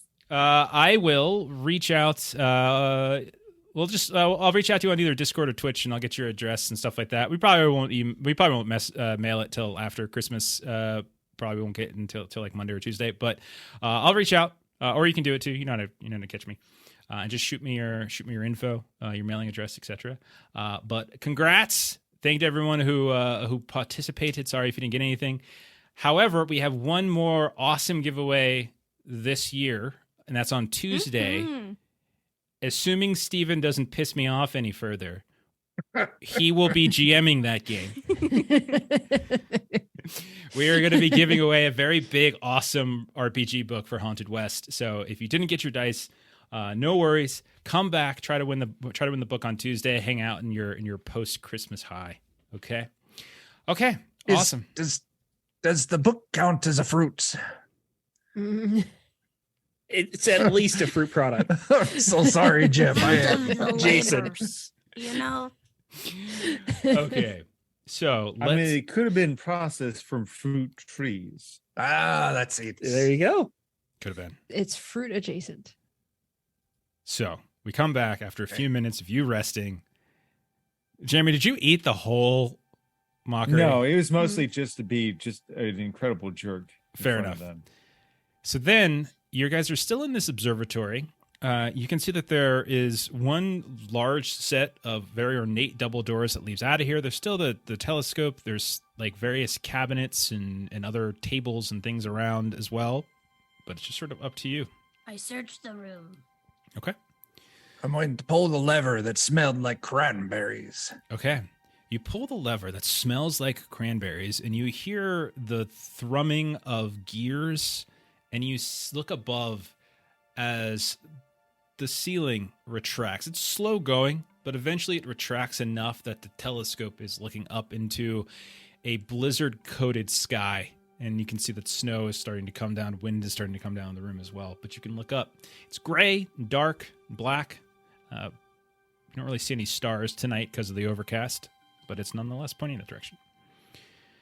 Ace, did you want to look through the telescope again?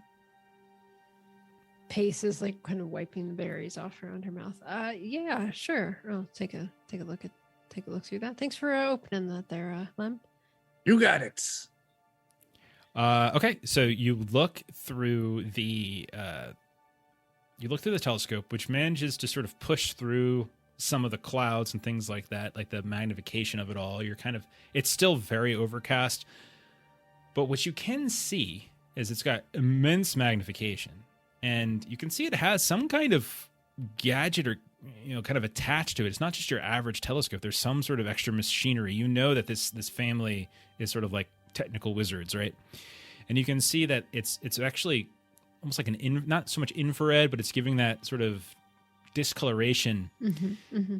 And you see that up in the sky, there is something moving, something flying across. You see this like very ornate looking sleigh. You see all these different animals that seem like deer or dogs or something pulling out in front, and you see what looks to be a very, very fat man that's sitting in the sleigh. Everybody, come quick. Look. Look. I look. I'll go look.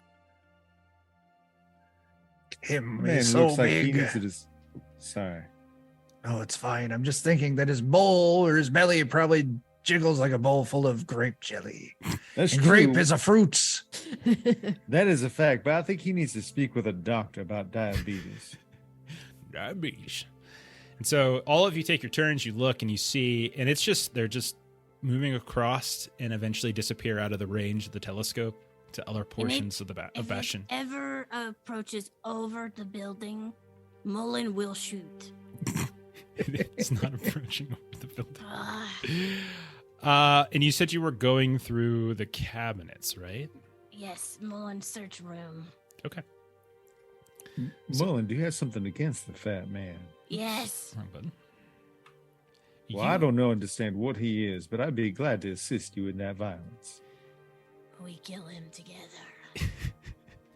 You're a fine turtle. Well, whatever you are, Mullen, I would like to assist you in that.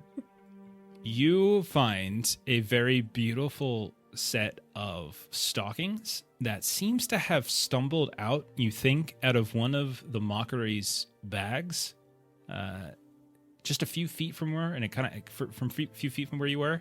When you touch them, you put them in here, and you get this sense of like there's a charge running through them. It's not just static electricity, but like there's actually some sort of charge running through them. I'll go ahead and they're called stockings. These will help me stalk Mr. Oddmas. Why are you so obsessed with Mr. Oddmas? I don't understand. I was thinking she didn't rolled it in her signal this in background or any way. something. I had a few things part of the and I adventure. rolled to see would I be obsessed with it? Okay. I She's rolled working through Mr. some childhood Oddmas. trauma. She didn't like Christmas growing up. It's okay. Like you just have bad in your bones, and I respect that. One way or another, we'll make sure there's a sleighing song tonight. Next year, I'm setting up for the adventure. If I live. So that's all you really find in here as you look around. You do find a couple other basic tools like spanners, screwdrivers, stuff like that, but well, nothing more significant than that. So there's that ornate door that goes further into this penthouse area, this penthouse manor, or you can go back the way you came. Let's go through the door. All right. So you push through the door, and you all see with the occasional toot toot of Pace's flamethrowers giving you light. You can see that it's some kind of library. It's a very, very large one with ceilings almost as tall as the domed ceiling of the observatory, and you have like floor to ceiling shelves filled with books and other trinkets, some of which you can tell have been rifled through, and piles of them are on the ground, but others still are on the shelves here and there. There's this circular metal staircase that goes to a second level balcony. You can see that there's glossy leather furniture all over the place and an unlit fireplace as well. And just like the previous room, there is just snow and ice everywhere. And that smell of pine is actually even stronger in here. So that's when you first come in. Roll one little thing. Okay. What do you guys want to do? Look for books on fruit. Okay. Okay. It takes you a few minutes as you're going through like the piles of the books, which seems to be easier to find. You find a very hefty tome with a strange discolored leather backing to it. But when you open it up, you can see in very ornate kind of calligraphy, the title seems to involve "How to Prevent Scurvy on the High Seas." Oh, that's a good one. Amazing. What are the rest of you doing? Well, Ace I wants s- to go up the spiral staircase. Okay. Climb up the staircase. I'll go too. All right. Pace and Cray go up the staircase. What about you there, Jeremy? You know, if we're going to be here for a while, I feel like the hospitable thing to do is to take some of these books and burn them in that fireplace. You know, get a little bit of hearth and home feeling. Okay. So you start lighting a fire by burning books. Did I hear that right? Of course, I'm going to burn books. Okay. That's what Dr. Bad would do. That's true. You are the heel. That's right. This makes perfect sense. Yeah. Okay. So yeah, you get a fire going in the fireplace, and then Pace and Cray, you go up and you start searching around up top. Is there anything you're looking for in particular? As you're searching around, the two of you on the upper balcony. Pace would be looking for like books that aren't really books. So on the off chance that they like, have things hidden in any of the books. So she's kind of doing the, not necessarily very careful, just, kind of open the books, thumbing it upside down and just looking for anything that might be stuffed inside. Makes sense. What about you there? What about you there, Cray? What are you doing? Nothing in particular. I just wanted a bird's eye view. God, he was sitting on that for so long. So long. So from your bird's eye view, and once the fire comes up in the fireplace, and you see like this orange light begin to sort of compete with the blue frost, you do notice something kind of what looks to be like a fallen display pedestal that's half buried underneath some frost. And you see what looks like this very strange but peculiar, interesting looking mechanical contraption. It almost looks like a very large boot. And then for Pace, you're looking around and you're pulling these, you're taking your time, you're looking for anything. You don't run into any of these faux books, but one time you reach up and you go to pull down a book. And as you do, it doesn't come off. It gets stuck, but you hear and you see as a few feet away from you on the second level, one of the bookshelves recesses back, pulls off to the side, and there's some sort of chamber that it's revealed. And then Mullen, let me ask Mullen what she's doing first, and then you guys can follow up. Mullen, what were you doing as you come to the library? You're muted, Ashley.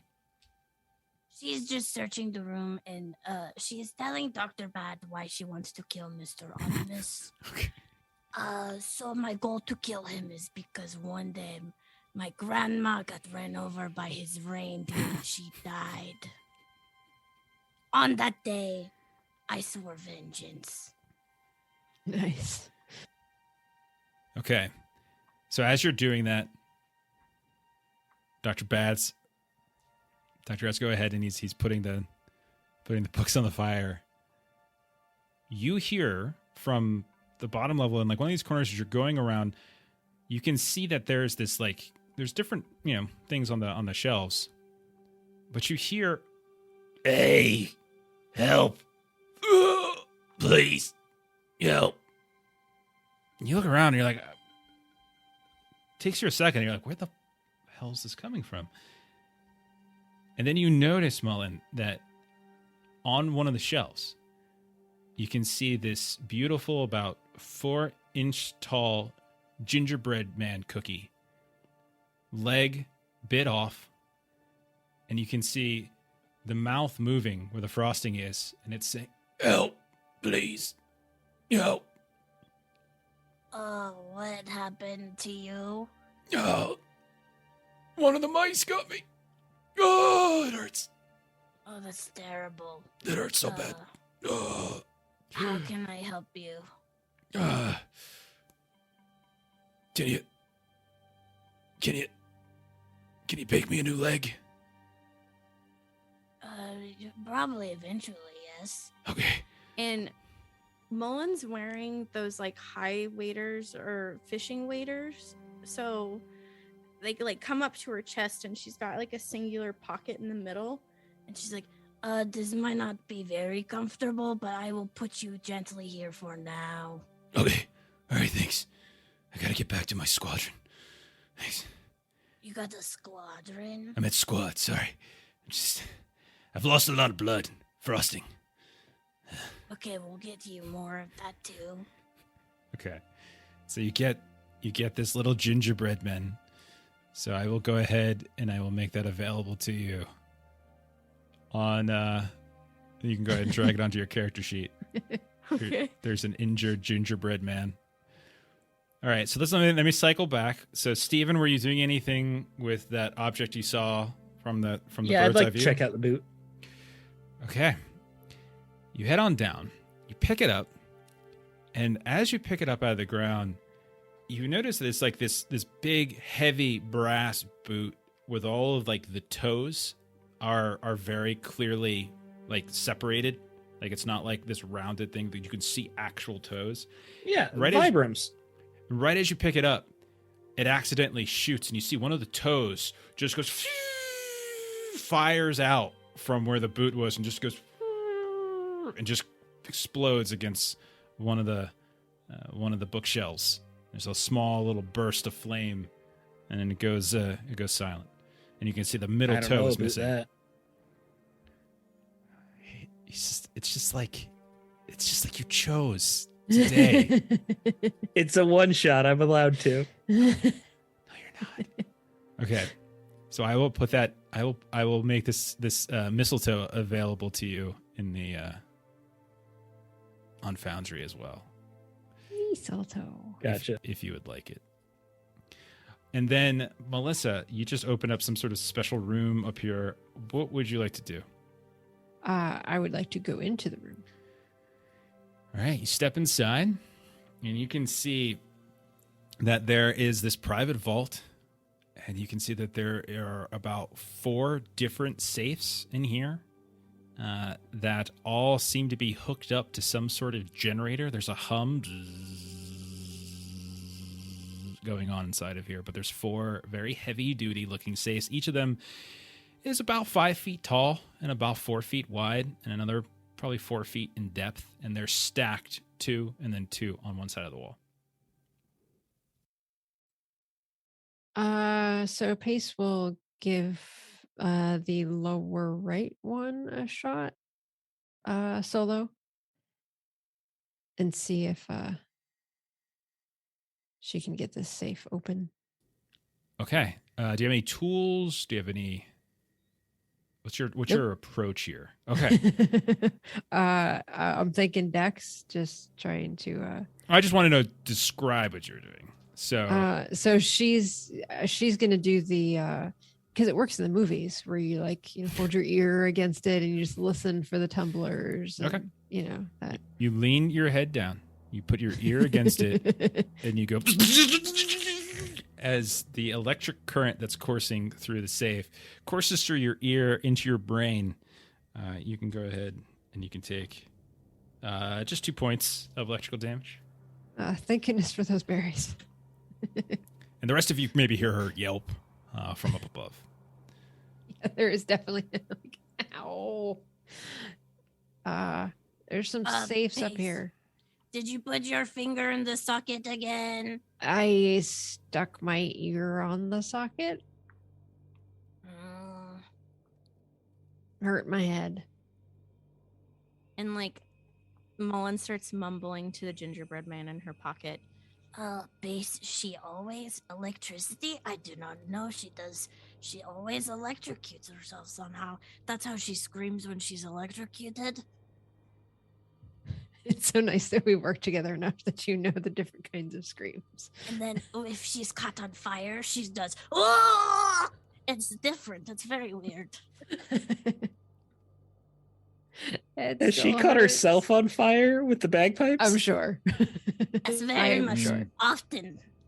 The outfit, as I'm imagining it, is quite flammable. Oh God. So, what are you guys doing? Well, I suppose if there's a safe, we got to get in. And if it's electrified, we got to de-electrify it. But I don't know how.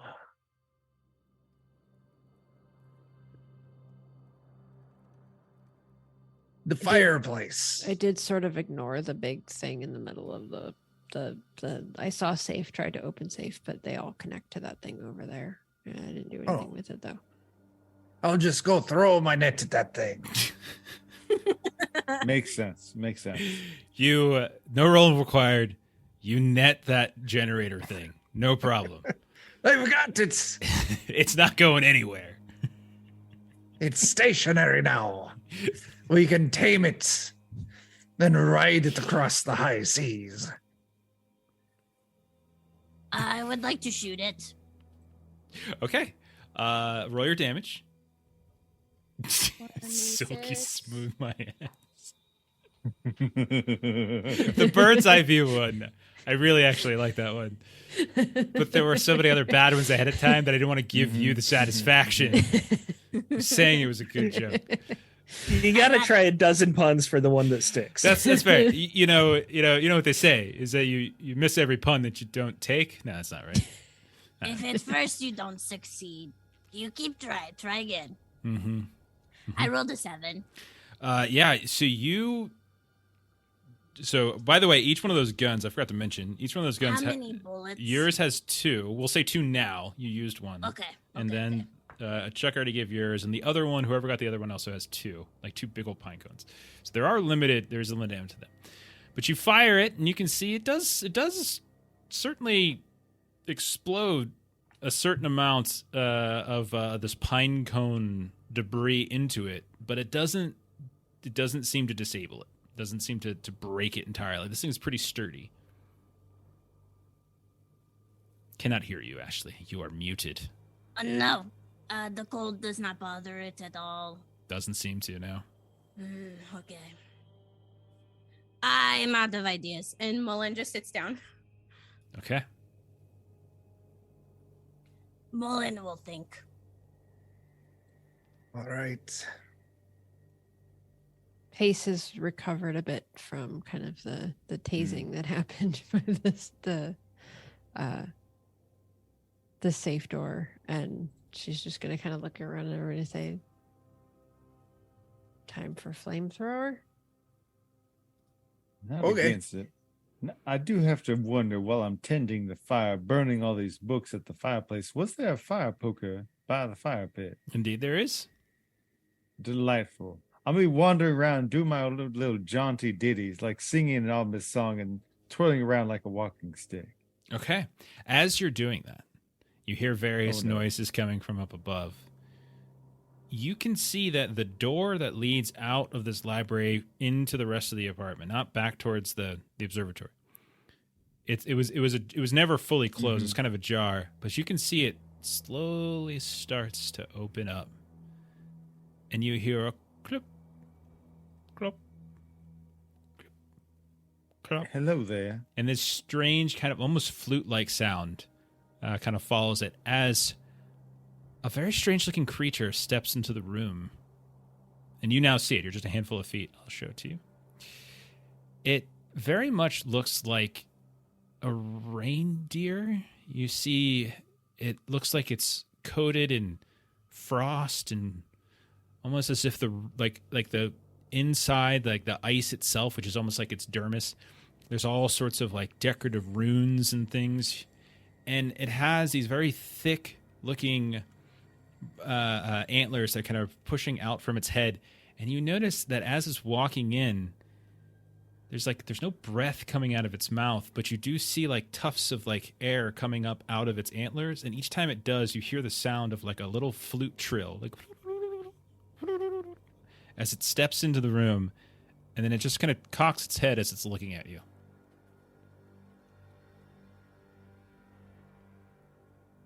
Hello there.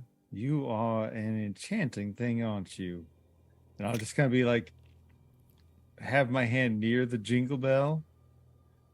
Would you care to warm up by the fire? Well, by all means, make yourself comfortable. I will make room for you. Roll a charisma. Let's see how well this interaction goes. Probably terrible. It's okay. 11. It's my charisma. I'm gonna roll a 19. Okay. The icy reindeer fire, maybe it doesn't like that. Okay. It takes a couple steps towards you, looks over at the fire, and you see it just suddenly like rear up, and it, in a flash, bolts back the way it came. Can I start ringing my bell before it can run too far? Sure. So your bell, as you start ringing the bell, this like all of you would hear the sound of this bell kind of ringing either from below or if you're or I think most of you are in the room. If you're not in the room, that's fine. But you hear this bell start ringing out. I get to roll a charisma save to see if it's distracted. I rolled a natural 1. It is not distracted. As it continues, it's not charging at you. It's like a deer, like instantly suddenly startled, just turns on a dime and bolts back out through those doors into the apartment, and you see the doors just sort of like flop away in the ice as it disappears. I should maybe see if I can find a way to keep those doors more securely closed. Okay, so you go up and you close them, no problem, and you can probably find like other like fireplace devices to sort of do the classic put it through the handle type of thing. No problem. Okay, so I think were the rest of you working on the safe and the safes and the generator? Okay. Any new ideas? Flamethrower. Okay, you're gonna flamethrower. Do you need help getting a foot in the door? And I hold up the mistletoe. Oh. Mr. Gingerbread Man, do you know the code to these safes at all? And you hear no, but that guy who owns this place, don't worry, he ain't gonna bother anyone no more. He's in pieces. The tree got him. Yeah, the tree got him. What? Just one tree? The tree, the Oddmas tree. Yeah, the elves are trying to summon it. Me and some of the squad, we were trying to stop them, but there's just too many. There's just too many elves, and the tree's just too damn strong. It's not even fully in this place yet, and you can already see the effects. It's gonna do once it fully comes through. It's just gonna take everything. And then once that rich guy blew, that's when the garland snakes, man. Yeah. They got my brother. They just ate him whole. Swallowed him down. They're huge. They're big. Anyhow. But now I don't know the code, but he has a bedroom. And there's a small safe in the bedroom we saw. Mm. Oh yeah. Do you know that code? No, there's no code to that one. That one's just, it's small. You can knock it down, and he's got a desk in there, but you gotta be careful of the elves. The elves, man. They're fucking crazy. They're fucking crazy, man. It kind of gets up in your face, and you can see the frosting face is just pained.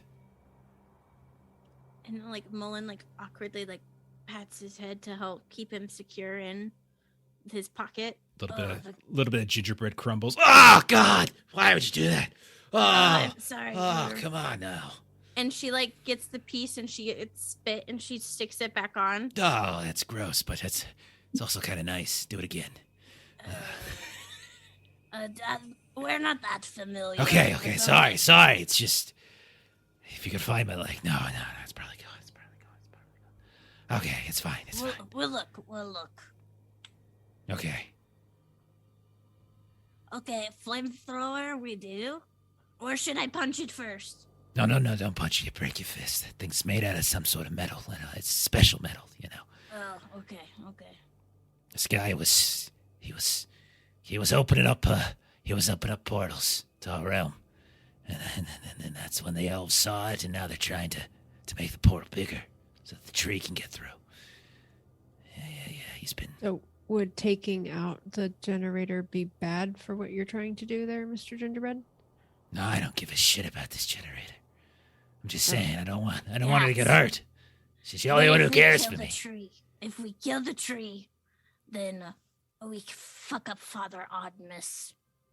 But be careful with the tree. I don't want you guys to get implanted again. Just like that guy got implanted. Oh no. You'll blow up, you'll turn into little snakes and tiny little berries rolling all over the place. Oh, you guys ate berries. Oh gosh, you ate the berries? What's wrong with you people? We did. They were delicious. Oh god. Oh god. Were they people? They were people, man. I did not eat berries. How did they Damn, turn I the could've people had into a berry. berries? Well, I mean what happens is like the tree, it hits you, and it injects you, and implants its seeds inside your arm, your wound, whatever, and then a couple hours later, you just burst. You burst into like 1,000 pieces. And some of those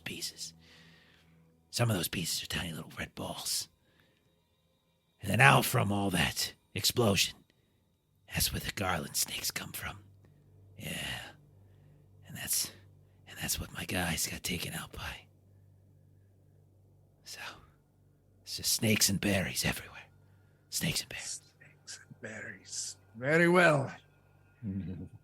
Let's go collect the bear. Fight the tree. Okay. Be careful, though. It's a mean son of a bitch.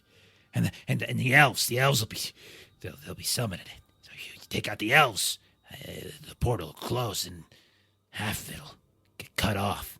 It's like, like when you close the portal, it's just like, bifurcation. Understood. Right now, it's just the tip. Just a tip. Well, it's more like the side, It's very girthy, Oh, okay. It's not going, it's like going in, standing up, Oh, It like moves on its feet. And I don't know. The fucking science is just crazy, okay? I don't know. I'm a soldier. Pace is just gonna look at Cray and just say, are we going to explode in an hour? Is that did I hear? No. That's You not only it. explode if you get implanted by the snakes and berries. Yeah. No. By the If tree. the tree. If By the the tree tree. makes you pregnant, then you die. She gets it. Exactly. Don't let the Don't get tree pregnant. put Got its it. seed in you. That's right. But the berries are fine. Well, I mean, the Yeah, you can berries. put berries in you all you want. There are some moral questions to eating the berries if you're. That's Oh, that's right, cannibalism. because the berries But- are the people. Well, I think we can all learn that in general, plants don't understand consent. So just be careful around them. That's true. He's a real asshole, that tree. No one likes him back where we come from. Real son of a bitch, that guy. Son of a bitch. Almost as bad as that Father Oddmas. He's got a real good public relations department. But if you really He want to does. know, He killed my grandma. I know, I believe it. I believe it. Yeah, child labor laws don't exist where I'm from. He just, yeah, it's crazy. but Lum, did you get your net back? what? Wasn't your net over the generator? Oh, my net. It sounded like sounded he like said, nut. It sounded like Did you nut. get your nut back? That is not a fruit. I will Yeah. take my net back. Yes, thank you. Didn't want to set Now it light it ablaze. on fire. So, flamethrower to the generator. Okay. Fire. So I'll say that the flamethrower is probably enough to to sort of depower the safe. So like it's not going to break the generator, but it'll do enough to some of the wires and the circuitry that the electrification on the safe will go off. So if you put your ear to it now, you won't like electrocute yourself. So Pace, while like locking eyes with Mullen, is just gonna like put her ear back to the safe. No scream. We're good. And then she's gonna do the listen and turn and listen and turn. Okay. We are going to break in onto all four if we can. Okay. The first one, it's no problem. It takes like 2 minutes. You hear the tumblers drop, and you open it up, and you see stacked on their sides these large, almost like pneumatic bank canisters, but they're much longer because they're like a good 4 feet long, and they go all the way to the back of the safe. There's about 6 of them in there. And they're all stacked atop one another. You pull one out, and you realize inside, rolled up, is some kind of parchment. You kind of uncork one, take a look at it. Some sort of schematic, sort of like engineering schematic. I'm not so good at reading. Anybody know what this is? Oh, we need these. We will sell. Exactly. Like these are the types of things you're looking for, either patents, schematics, anything like that. You could probably sell to somebody. That makes sense. Why they were in the safe then. You're the smart one, Mullen. I'm really not. I just set things on fire. So she's going to roll it back up and put it back in the tube. Don't undersell yourself. Slow and steady sometimes gets things done. Enlightened are the slow. So, as you're going through these other ones, who is in the room with Pace while she's cracking the rest of these saves? Who's in that small little like hidden room? I'll go in. Okay. And then who is? I just want to see if there's fruit in the safes, and if there's not, my interest does wane. She opens the second safe, and it's amazing, but there's a bunch of bananas just right there, beautiful yellow, with ever the hint of the leoparding. So they're like just perfect timing. Perfect. All the potassium. I'll take the bananas. Okay, so the two of you are in the room. Anybody else in that room? I think Cray was in here with me. Okay, Cray's in there. I was upstairs, but I wouldn't be in the room, I don't think. Okay, Cray, you're upstairs. I was looking at the boot and everything. Okay. Cray, you look, since you have the bird's eye view, back the way you guys came, you see the... Did you Jeremy, would you have tried to barricade both doors, or just the one to the rest of the room? Or to the rest of the apartment? You know what? I know the smart thing to do would be to get both, but I'm a selfish bastard. I just barricaded the one I went back to warm myself up at the fire. You notice then, Cray, and I'm going to say, since you're distracted by warming yourself at the fire, you don't see that the door starts to open up.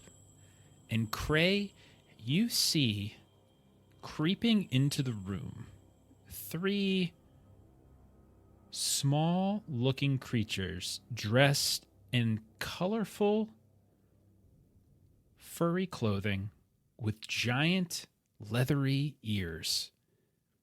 One of which is carrying kind of this gnarled, icy staff. And you see the others have these bandoliers. And like affixed on them are all these different snowflakes. And you see one of them reaches up and is kind of grabbing the snowflake like they're getting ready to throw it at where Dr. Bad is. I will show you what they look like. Those of you. Oh. So, Could say they look bird-like. Yeah.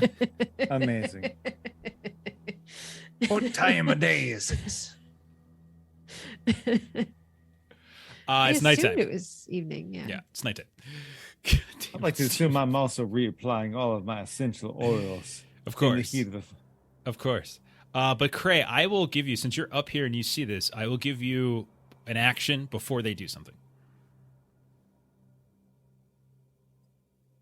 Bird attack! And I shoot one of the mistletoes at him. Yes! Okay. Sure. So you call out bird attack. And then Dr. Bad, you hear as this missile comes down. This tiny little missile, it's about yay big, and just starts sweeping down. And as you track its flight, you look over and you see those 3 creatures by the door to the observatory. And so go ahead and roll your damage on that there, Steven. So it should be a D6. It's a blast. It's going to hit all 3. Yeah, I rolled a 1. Oh, that's a shame. It's a shame. We do have, I think, a what's it called? An audience Advantage? boost or Advantage, something. yeah. So if you wanted to burn, Can I it use for- that on damage? Yeah, go I'll ahead. absolutely do it if I can. Go for it. I rolled a 1. Oh my god. Oh my god. I even switched dice. It was the Oh. pinky toe. And so you're down to 3 charges left on that, as there are 5 for Factos. Gotcha. It explodes, dealing 1 damage to them, but it does, I would say, I'm going to say it's going to distract 2 of them from being able to do anything.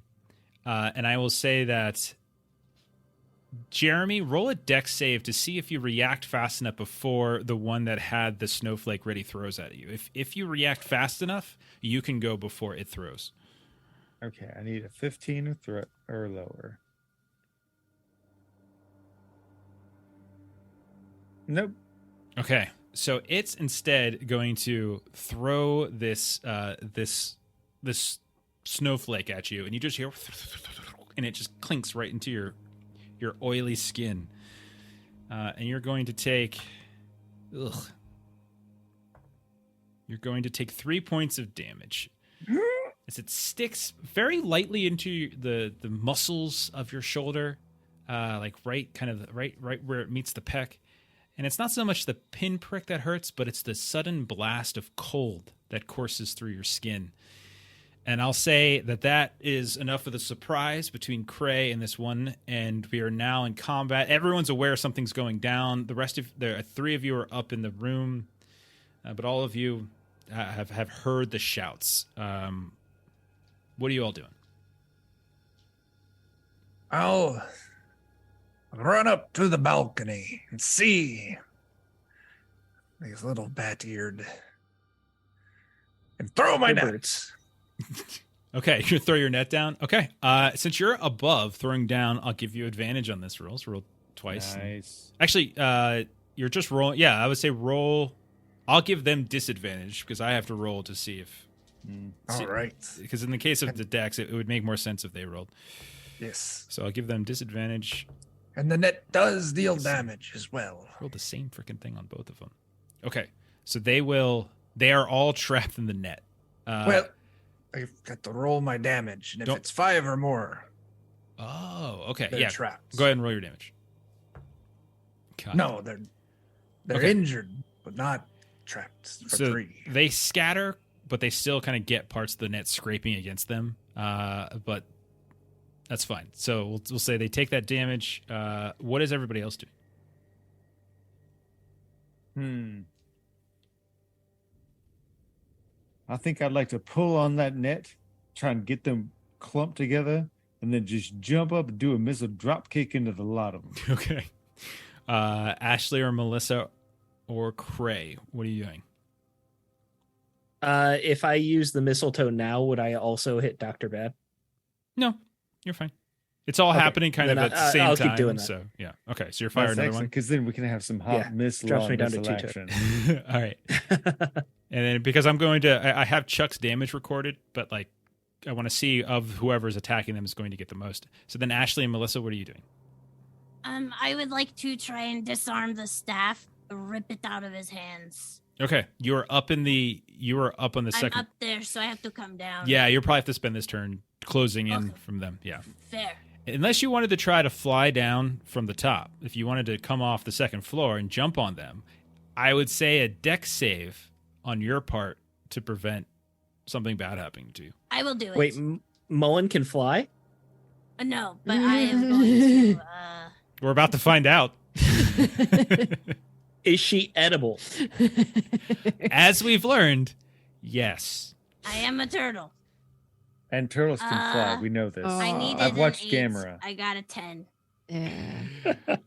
Okay, so you leap off and you're trying to like basically dive on top of them, but you miss and you smash into like this little end table by a sitting, and you go tumbling to the ground. Okay. Steven, roll your damage. Jeremy, roll your damage. Okay. I rolled a 3 for blast. Okay. Would you say being caught in a net helps them be distracted at all? I would say, yeah. Well, they're not actually caught, right, Chuck?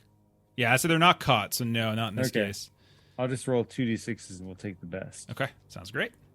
Pace, by the way, seeing she is going to like try to slide down the banister because it's like a curved banister. So she's going for style points and just like sliding down the banister.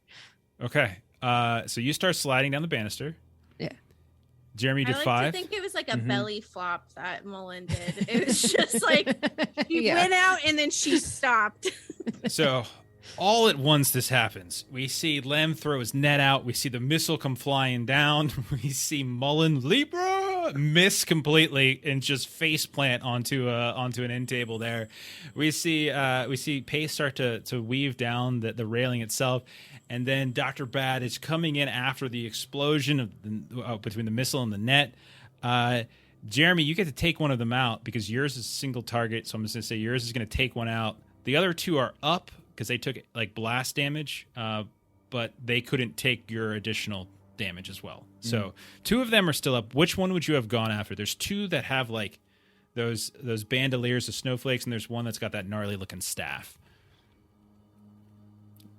Whichever one was closest. Since there's 2 of them that have snowflakes, one of the snowflakes. Okay, so one of the snowflakes is out. Okay, The one who hit me. that sounds great. Okay, so he's dead. All right, so I'm vindictive, of course. So the 2 of them that are left don't look great, but they will still attempt to fight. Okay. So let's see. Up on the second, let's see who's down the bottom level. Everybody but Steven, I think. Mm-hmm. Okay. So you see the one with the I'm staff. up top still. Oh, you're up top still? Okay. Because I threw. The other 3, you watch as the staff goes up in the air, and you hear and slams it into the ground, and you see erupting from the top of it this sort of like bright colored tinsel that just sort of explodes into the room and kind of wraps itself around those of you in the area. So it'll be Jeremy, and it'll be Melissa, and it'll be Ashley. Each of you are going to take a total of 1 point of damage as this burning mint tinsel just starts to rake around you, and you feel yourself getting slower as it's starting to wrap around and wrap around your arms and your legs and slowing you down a bit. The one with the throwing snowflake I'll attack a random person. Chuck, it's going to be you. Oh, no. So this one's going to throw one of these snowflakes up in your direction. Jesus, D4 suck. That's going to be 3 points of damage. It eats my temporary berry HP. Okay. So new round. A few of you feel a burning sensation from this tinsel. Chuck, you've got the thing in your exposed, wherever you got exposed skin. Ashley, you're getting up. Maybe no one saw. What are y'all doing? There's two targets left. I would spend my turn moving downstairs. Okay. Same. All right. So the 2 of you start moving downstairs. 3 of you on the ground. What do you do? I would like to grab the staff. Okay. So that's going to be a dex save from them to see if they can keep you from grabbing the staff. I roll strength or? Nope. This is more them. The danger is on them of you taking the staff away, so it's a save for them. And I rolled a 4, so they are able to quickly shift the staff before you're even able to get your hand on it. Okay. Melissa or Jeremy? I mean, clearly I need to strangle them with their own tinsel, right? Yes, clearly. That seems to be the thing to do. Like, so it cuts into my arm a bit. I hold on to it, lean into it, and go jump up and try and wrap it around their own throat. Okay. And put my knee into their back and put them in that octopus style submission move. So Dr. Bad leaps at the one with the staff to try to strangle him with their own tinsel. Melissa, there's still one other one, or you can attack the same one that Jeremy's doing. What do you prefer? No, I'll do the other one with the flamethrower. Okay, both of you roll your damage. Jeremy, take a D4 bonus for using the tinsel. So roll your normal damage die for your attack, and then add a D4 to it. I Oh love my it. gosh. Okay, so we'll take the better of the 2d6. So we got a 5. We'll add a d4.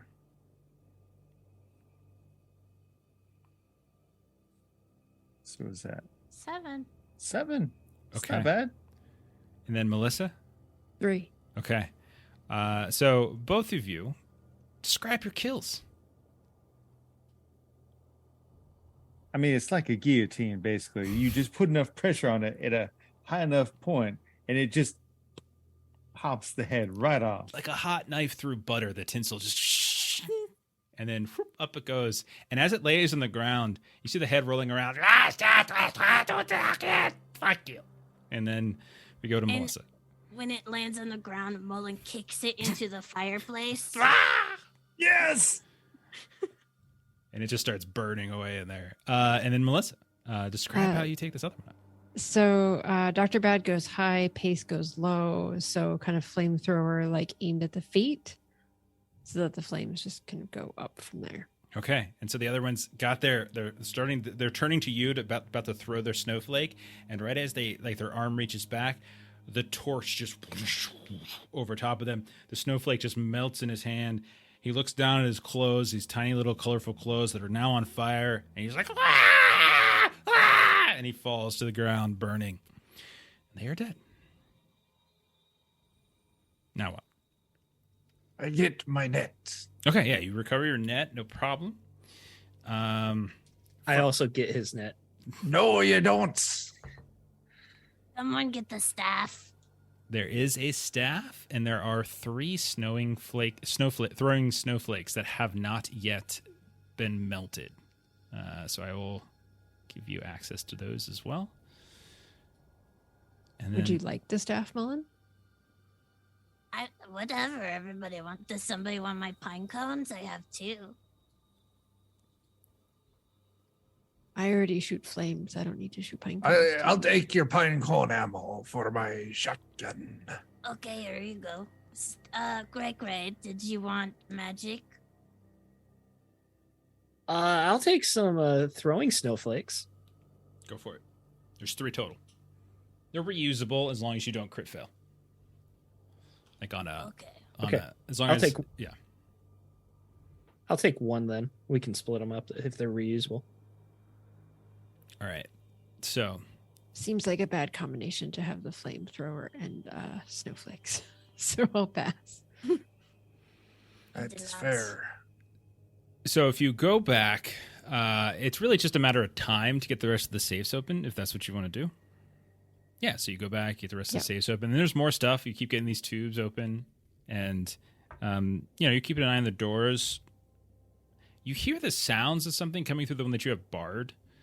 You hear like, dazzle, da, da, dazzle, da, da, dazzle, da, da, dazzle, da, da, kind of over and over again, getting louder and louder. And the smell of pines becoming more potent.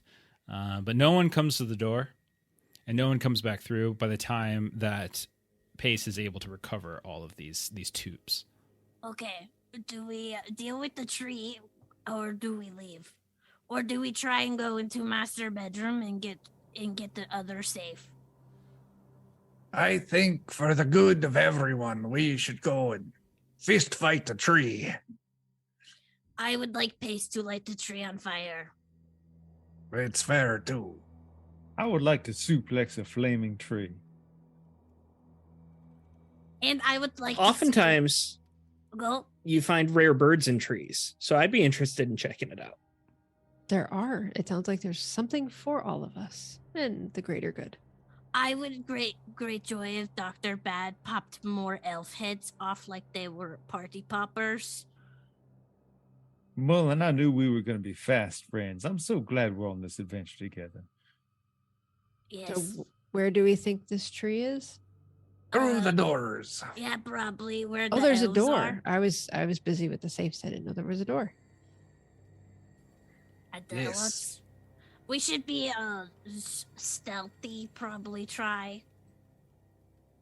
Okay. Of course, I'll make sure to smear all that elf blood all over my body to darken my tone in general so it can blend into the shadows. Okay. Because we all know elves have very dark blood, like oil. Oh, yeah. Does it just look like a spray-on tan now? It does. Yeah. And like Mullen slowly starts to copy what Dr. Bad is doing. Like, If this is what we need to do, Oh, God. I will. Okay. It's always advisable to bathe in the blood of your enemies. Just, I might want to test a little bit and make sure it's not flammable. Because if you are planning to suplex the burning tree, you might not want to catch on fire. He's already covered in oil. I see. It's true. It's true. Well, This for can only sneaking, help. I will hold my breath. My life is one that has can't been hear him filled breathe. with good decisions. Okay, so you guys all sneak out. It's fine. And you push through the door. Carefully and quietly, you move into what looks like a very, very expansive and glorious kind of living space. Like a living room, den, open floor plan, like high ceilings and skylights. Again, domed. There's no real light coming through. There's a very... like one whole side of this room is just like this brick hearth with an unlit fire. You can see that there are these massive, like 10-foot tall, 5-foot wide portraits of various members of the Catterford family that are hanging on the walls here and there, including what you presume to be Devereaux Catterford hanging over top, like centered. But that's not the thing that really catches your eye. What catches your eye is in the middle of what appears to be some kind of sunken living room with a series of circuitous couch setups. You see a very glowing, bright, crystal white, almost bluish light as some sort of sliver between realms has torn through in the living room. There are a handful of elves, all with those staffs that are going "Duga Taga, Duga Taga," that are surrounding it. And what you see half out of this portal is a massive, massive tree adorned with all manner of just beautiful, you thought ornaments at first, but now that you look a little bit more closely, Lem, you think they're just really, really colorful fruits, possibly. And not only that, but Cray, as you're looking over, you notice that there's more than one nest of birds that seems to be in there squawking in like fear. Tweet, tweet, or some shit. So I will show you what you all see. Tweet, or some shit. That's great. Thank you for trying to give me something, Jeff. I appreciate it. What? They're there. Didn't load. Oh, there it is. That's a tree. Now, because you've been doing this stealthily, no one sees Oh, God. all of you come into the room. Ugh. You do see that on the far side of this room, there is this sort of ornate archway that seems to go towards like an entryway foyer. Near where you just kind of came out of the library, there's like this other set of hallways that you presume might go to the bedrooms. And it looks like you can see like kind of somewhat across the way on your left, there appears to be a dining room-ish area. But no one sees you. But there are these 4 goblins that are with their staffs, each of them doing some kind of chanting, in this massive tree with these poor, sickly, captive birds and all this glorious fruit. So there's only 4 elves, goblins? There are 4 goblins, all with those staffs.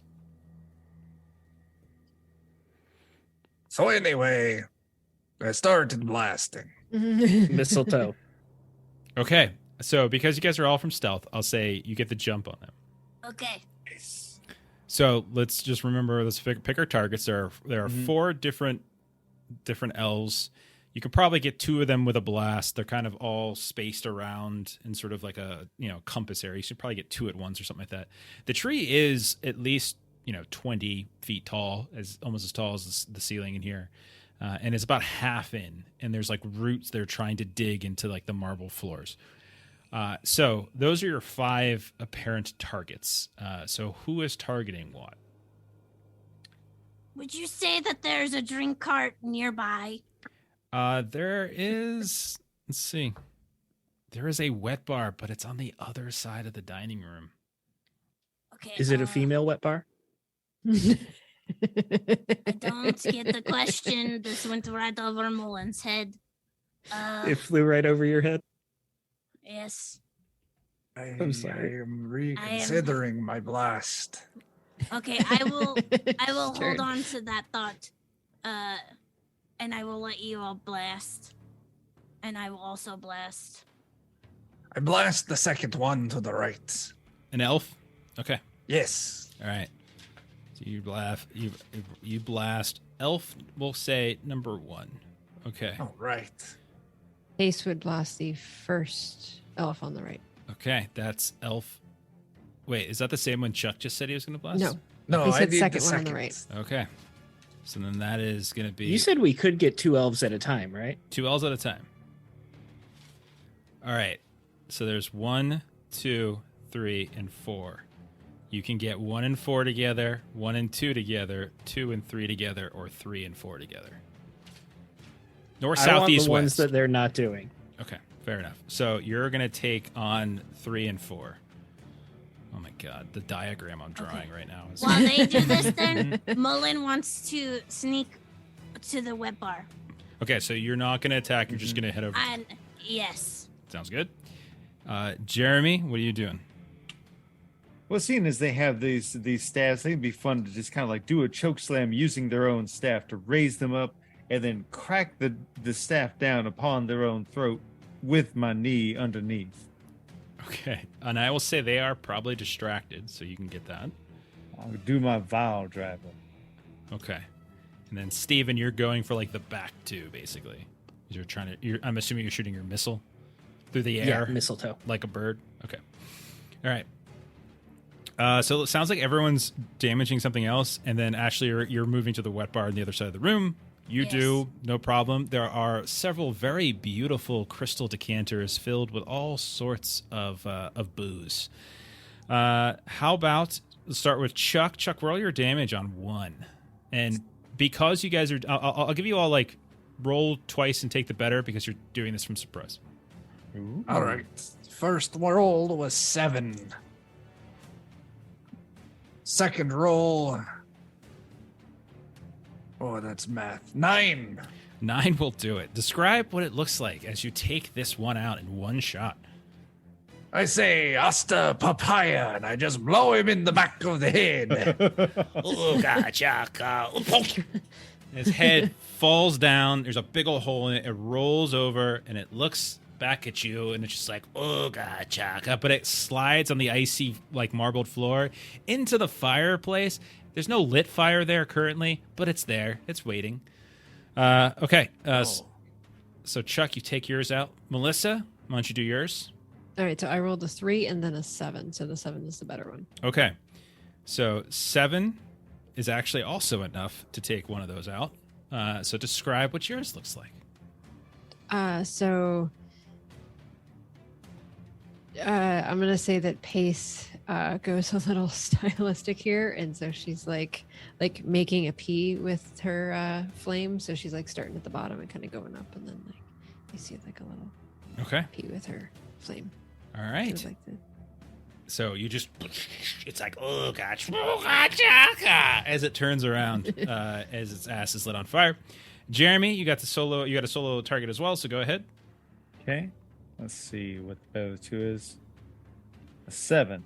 A 7 will be enough. 7 is the HP of these creatures. So you and definitely. we keep rolling 7s. Nice. Now we go to Steven. Can you make it 4 for 4? I rolled a 6. Okay. Unfortunately, Steven failed you all. And one of them is I did. That's still true. alive. Okay. 6 was max damage for me, though, so I'm still happy about it. You did great. You did Okay, great. that's You're fair. fantastic. So, Ashley, you've made it across. You've plenty of booze. Is that what you're looking for? Booze? yes, I would like to throw it on the tree. Plenty of blues. You get your Yes. actions to get across, but they're going to get an Yes. I get an action first. Yes. So the one that I like survived, the turn. yeah, the one that survived in the tree will get to go before you guys get another turn. So let's do the little guy first. So I will once more. Did you guys rest, by the way, before you came in here? I Yes. did not. I was- My health points. I was were still full health. It's We did Oddmas, not say so it. I am fine with saying it. It's okay. This thing's gonna fuck you guys up, so I'm fine with it. Okay. Okay. Okay. Then the little elf guy who barely lived, he's going to turn, and he will fire at those of you. His tinsel staff here, his peppermint staff, at those of you who were shooting from a distance. So I think Jeremy's the only one who charged in and then Ashley ran across. And the other three of you are distance or like firing from a distance. Okay. Yes. So this is going to be blast and probably hit all three of you.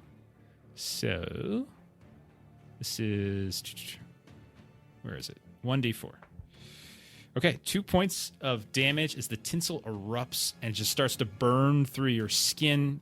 You smell wonderful. You smell like peppermint, but it burns and burns, and you can feel your legs and arms begin to slowly entangle and kind of get slower. Then the giant Christmas tree will go next, and I will target anyone in the room, basically, with one of its this one giant sweeping branch. You also notice that it's trying to get its head like fully out of the portal, and you can almost see the shining something on top of the head, but it's not quite out of the portal yet. So this is going to target... I'm going to re-roll it because that was a 6. It is going to target Chuck. Chuck, I'm rolling 5s like crazy today. Oh my gosh. Sorry, buddy. So this one's going to roll. It's going to sweep out at you with its mauling branch. You're going to take 8 points of damage. Oh. I've got the one strength left. Oh, God. Let's roll the roll. So I need you to roll a strength save for something else, too. Okay, well, I failed my first strength save, and if you want the second strength Roll a save, second one. Yeah. I failed that one too. No, Okay. you're pregnant. So Oh no! I'm going to name him Papaya. you see as this huge branch just clobbers your pirate friend, smashing him down into the ground. And when you see the branch come back up, you see puncture wounds all over Lem, sap covering him in all sorts of directions, in all sorts of different places. Sticky. And he's on the ground. Okay, next round. What do you all want to do? There's one of these elves left on his last legs, and then there's the tree itself. What would you like to How do? high up is that thing that it looks like it's trying to get through? About 20 feet-ish. About 20 feet. God. I'm terribly scared of going Mullen up would high. like to start throwing alcohol bottles at the tree. Absolutely. And so you guys just hear, "Ah!" as there's all these bottles, they're just being thrown and breaking, and all this different liquid is certainly all over the tree. No problem. Doesn't do any damage to it, but it's coated in liquor. Pace, it is your turn. Light that fucker up. But the birds. It's the true. poor little birds. And the fruit. And the fruit. And I'm she'll look down at unconscious. I Lem. won't Be complain. To like, be fair, I'm You gonna might cook the not birds need 'em. anyways. Yeah, we need cooked birds. It's We true. don't eat them raw. Okay. So how about this? Is anyone attacking the little elf this turn? Could I get both the elf and the tree with blast or no? Yes, that's fine. Then I'll do that. Okay, so you're firing. Is it your last missile? Yeah, my final toe. Okay. The big toe. All right, so hang out on that. Is anybody else going to attack the elf? No. Okay. Different idea. All right, go ahead and roll your damage, and we'll see if the elf gets taken out, and then I'll store your damage on the tree in case nobody else does more.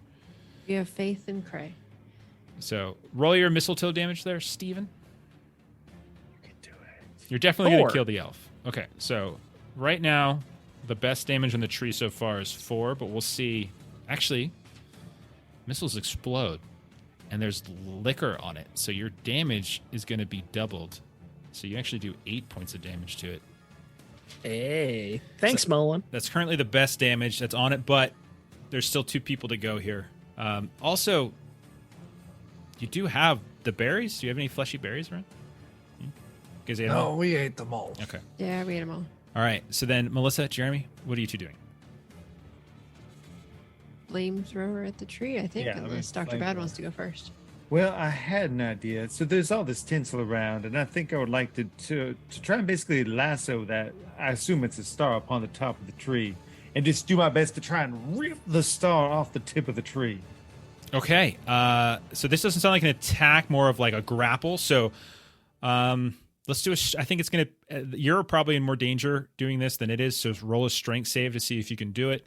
And then, Okay. Melissa, roll your damage for your flamethrower. And then whatever you roll, double it because it's you're using fire. I make it. Okay, so as this is a big enough tree that you can find patches that aren't yet lit up. Okay, and you're climbing up, and as you do, you just sort of like you knock a few of these pieces of fruit to the ground. You know, you disrupt like this small little nest, and all these birds, these kind of bright white birds, just fly off into the ceiling, kind of sweeping around, and you reach up with the tinsel, which is again kind of like hot knife through butter, and you just sort of pull, and you feel like a chunk of the tree at the very top just kind of cut through, and that huge glowing star drops into your hands. It burns a little bit, but not to the point where it's going to hurt you. It's like holding a really hot light bulb or something, like an old incandescent light bulb, but that's about it. And it's in your hands, and you're at the top of the tree. Melissa, what did you roll for damage? So I rolled a 5, which means it's a 10. And also because she is playing the bagpipes, she is hoping that some of the birds will come this way. Okay, and you see there's about 4 very small, beautiful, like white with a touch of blue birds. Like they burst out from the nest that Dr. Bad kind of jostled as he was climbing.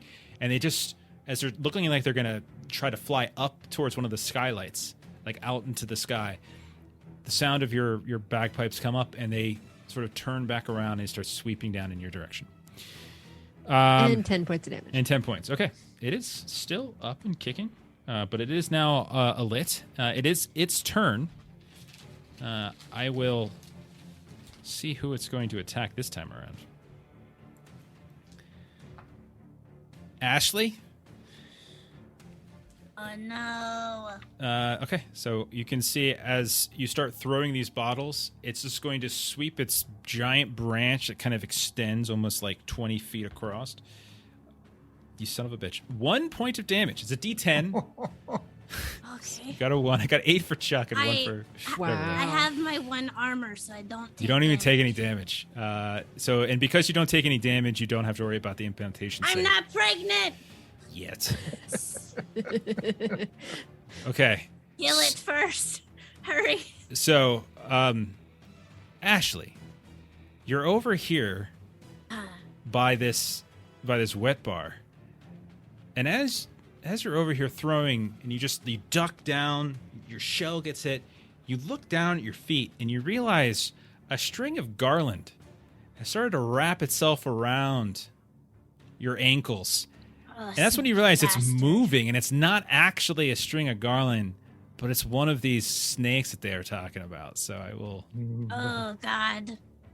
I forgot how to do this. All right. So, show players. Show players. Okay. Oh no. But you That's do, awesome. right? Is it like Yeah, that's great art. Some of these have been great. Like I just rapidly did some Midjourney stuff this afternoon, just for you guys. But you can see that it has like, in addition to like the snake, it looks like it's it's some sort of garland, but there's little chunks of those like fleshy berries along it. But it is wrapping up around your neck, around your ankles at this point. All right, another round. The tree is significantly on fire. Jeremy, you've managed to pull the star off the tree, but you're still up there. And what do you guys want to do? I mean, there's only one thing to do at this point. It is a full-on Zangief jumping, spinning power driver with the star. Okay. So go ahead. So you're attacking the tree. Who else is attacking the tree? Not Mullen.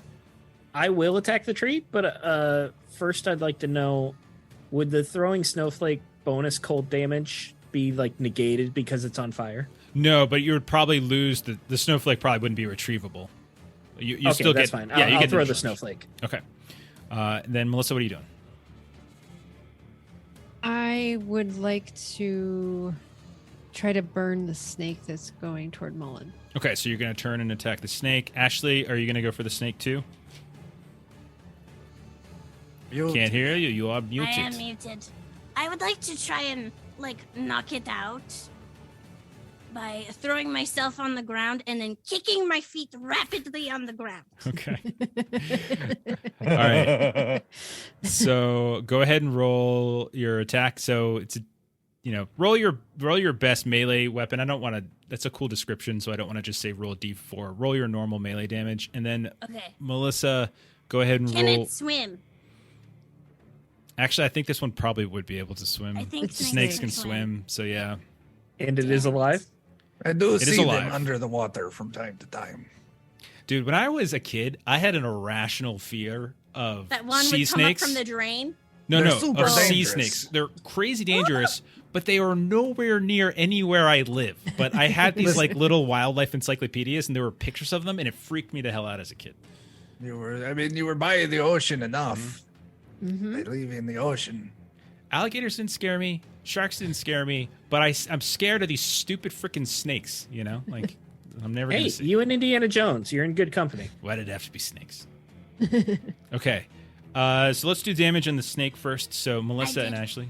5 damage. More than I did. Okay, so 5 damage goes through. These snakes have exactly 5 HP. So let me Nice. let me Yay. see. It's gonna roll a strength save to see if it stays in the fight. 17 over 10. It does not stay in the fight. Amazing. As you two. A stupid temper tantrum. Yeah. It's great.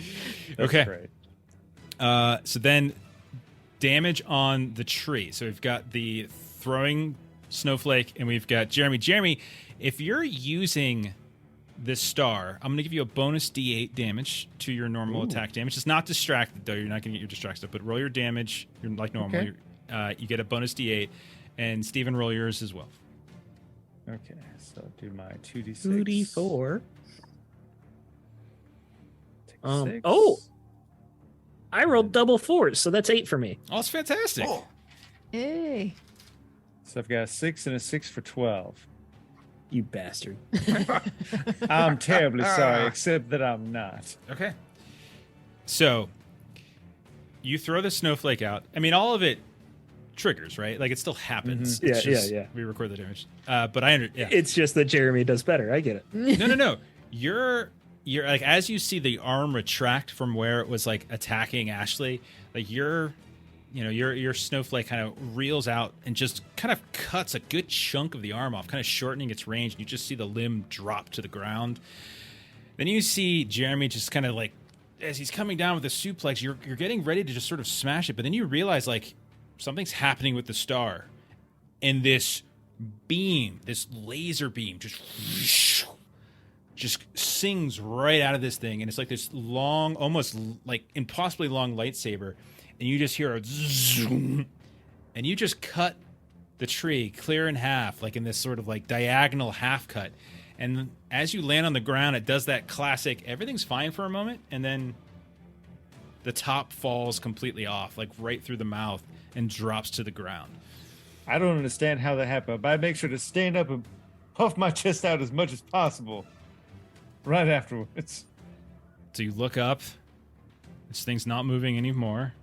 The portal's still sort of flickering open here. It's still open, but like the tree is stopped, like it's dead. And I will go ahead and like the snake is dead, the elves are dead. It's an icy room, quiet. You see over your friend Lem is on the ground. Someone could attend to him and get him back up into the fight. Mullen would like to force feed him berries from the snake. Okay, there were a total of 3 berries. You want to give all of them? I'll give him 1. Okay. Yeah, he's good with 1. We don't need to be greedy. He's going to explode and die. Take 5. So you wake up, you get your HP back. Your strength is still down at 1, but you do get your normal HP back plus 5 temp. I'll I take have- it. I have bad news for you. You are Yes. pregnant and you are going to die. Oh, God. So here's the thing: as she says that, you feel some kind of something awful kind of moving about you. It's very. Oh, no. I couldn't do this without doing an alien call back. But there's a certain amount of time that if you don't get whatever is in you out of you, you're going to end up a fleshy berry. Oh, God.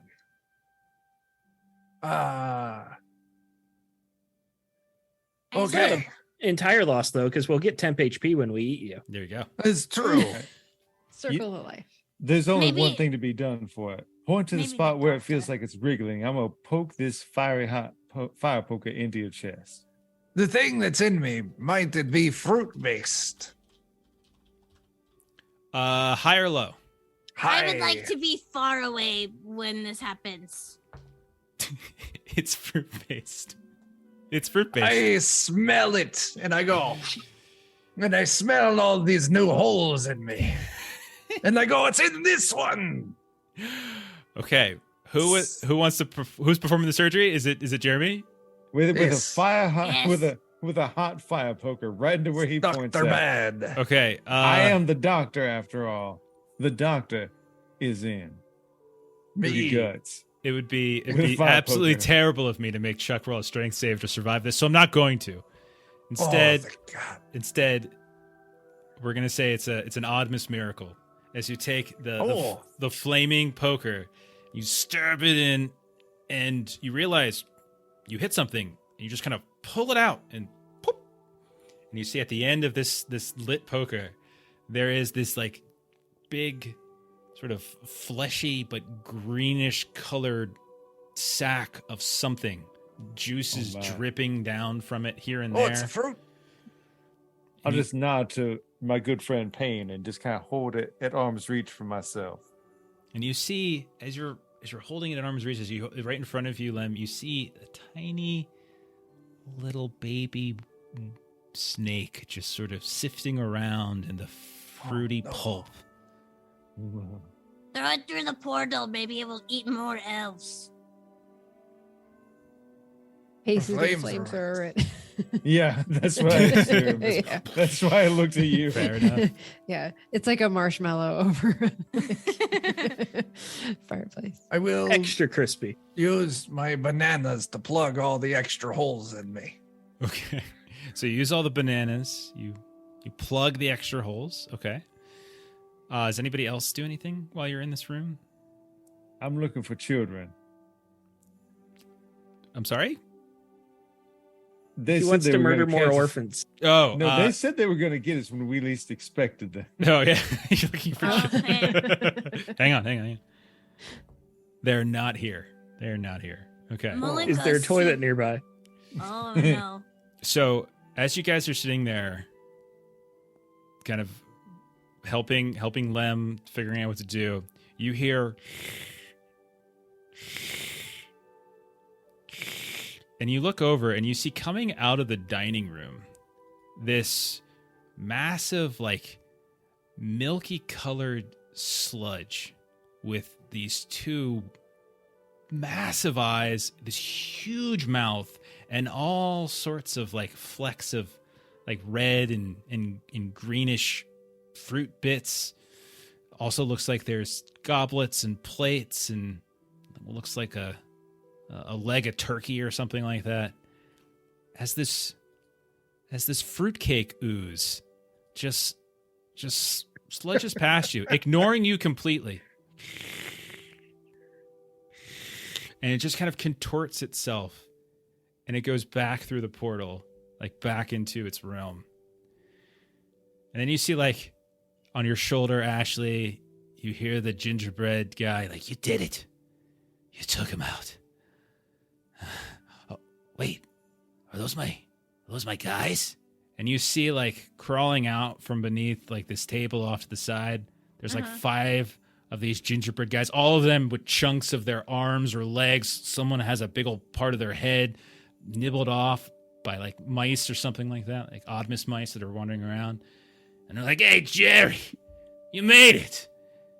And all of them, he kind of hops down, he gets with his crew, and they're like, and then they with all those who have arms, they like hold their arms at their head. Thanks for your help. And they're like, And yeah, go ahead. she just salutes back. It was wonderful. And like a couple of them like have their gingerbread arms like underneath his armpits so they can help him as he walks.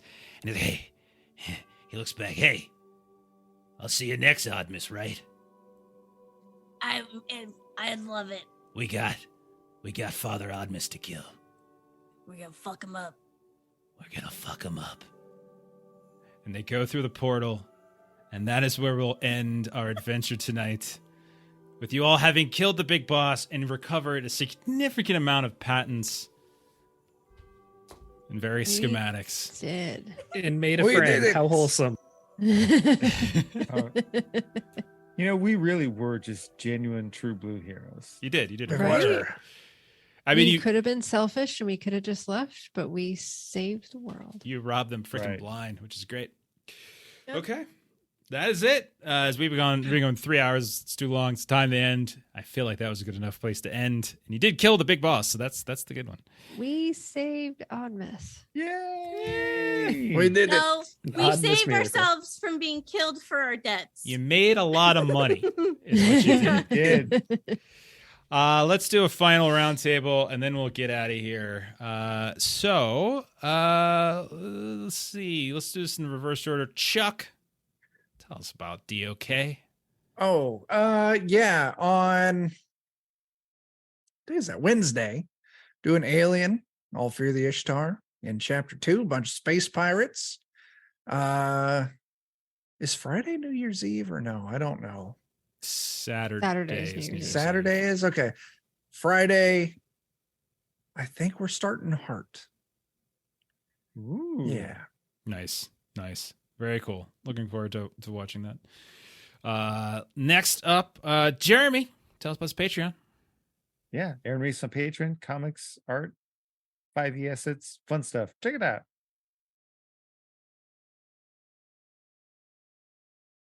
Sorry, I totally typed the wrong command in the chat there. Also, Heart, by the way, is on Bundle of Holding too. I think there's a bunch of stuff on. If Cool. if Joe hasn't got it, but if anybody likes Heart, we played it a couple times. Love it. Watch them when they play it. But then, if you want to get a copy of it, there's some PDFs and stuff over on Bundle of Holding right now for at least a couple more days, I think. And I think they also have a Spire one too. Let's see. And then we'll just do this in order. For us, Monday, we're not doing anything tomorrow. Tomorrow's Christmas Eve, so we're off. No One Ring or anything like that. We'll be back on Monday, possibly. We'll see how everyone's feeling after Christmas to see if people want to throw together a one shot for it. But then on Tuesday, Steven, what do you got going on, man? Haunted West, the finale, the grand finale. Everyone's going to die. There will be lots of blood and bullets, all sorts of demons and poltergeists to kill our posse.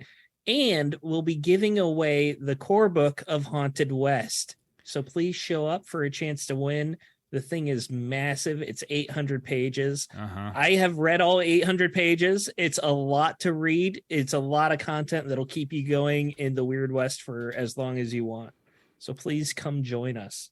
Absolutely. And then I think our next stream after that will be Friday, where we will return for not the final episode, but the final arc of Hunter, as we are going to close down season 1, I guess we can call it, because I'm sure we'll come back and play it. But we have, I think, 3 more episodes we're going to go with, start in the last arc. We'll start up again on Friday in One Ring. We won't be doing One Ring next week either because of New Year's Eve, so we're still off on that. But that's it. Thanks for everyone who hung out tonight. Thanks for you all for playing and for sticking around for a couple hours and letting me do weird things. So yeah, Congrats on the dice win, John. yeah. And I will reach out to you either. Yeah, I'll probably reach out to you on Discord because I think you're on DOK Discord too. But thanks for hanging out. Thanks for watching. We're going to go ahead and raid somebody. Have a wonderful Christmas. Enjoy your weekends. Enjoy your holidays. Have fun. Play some games. And we'll see you next time. So, bye-bye.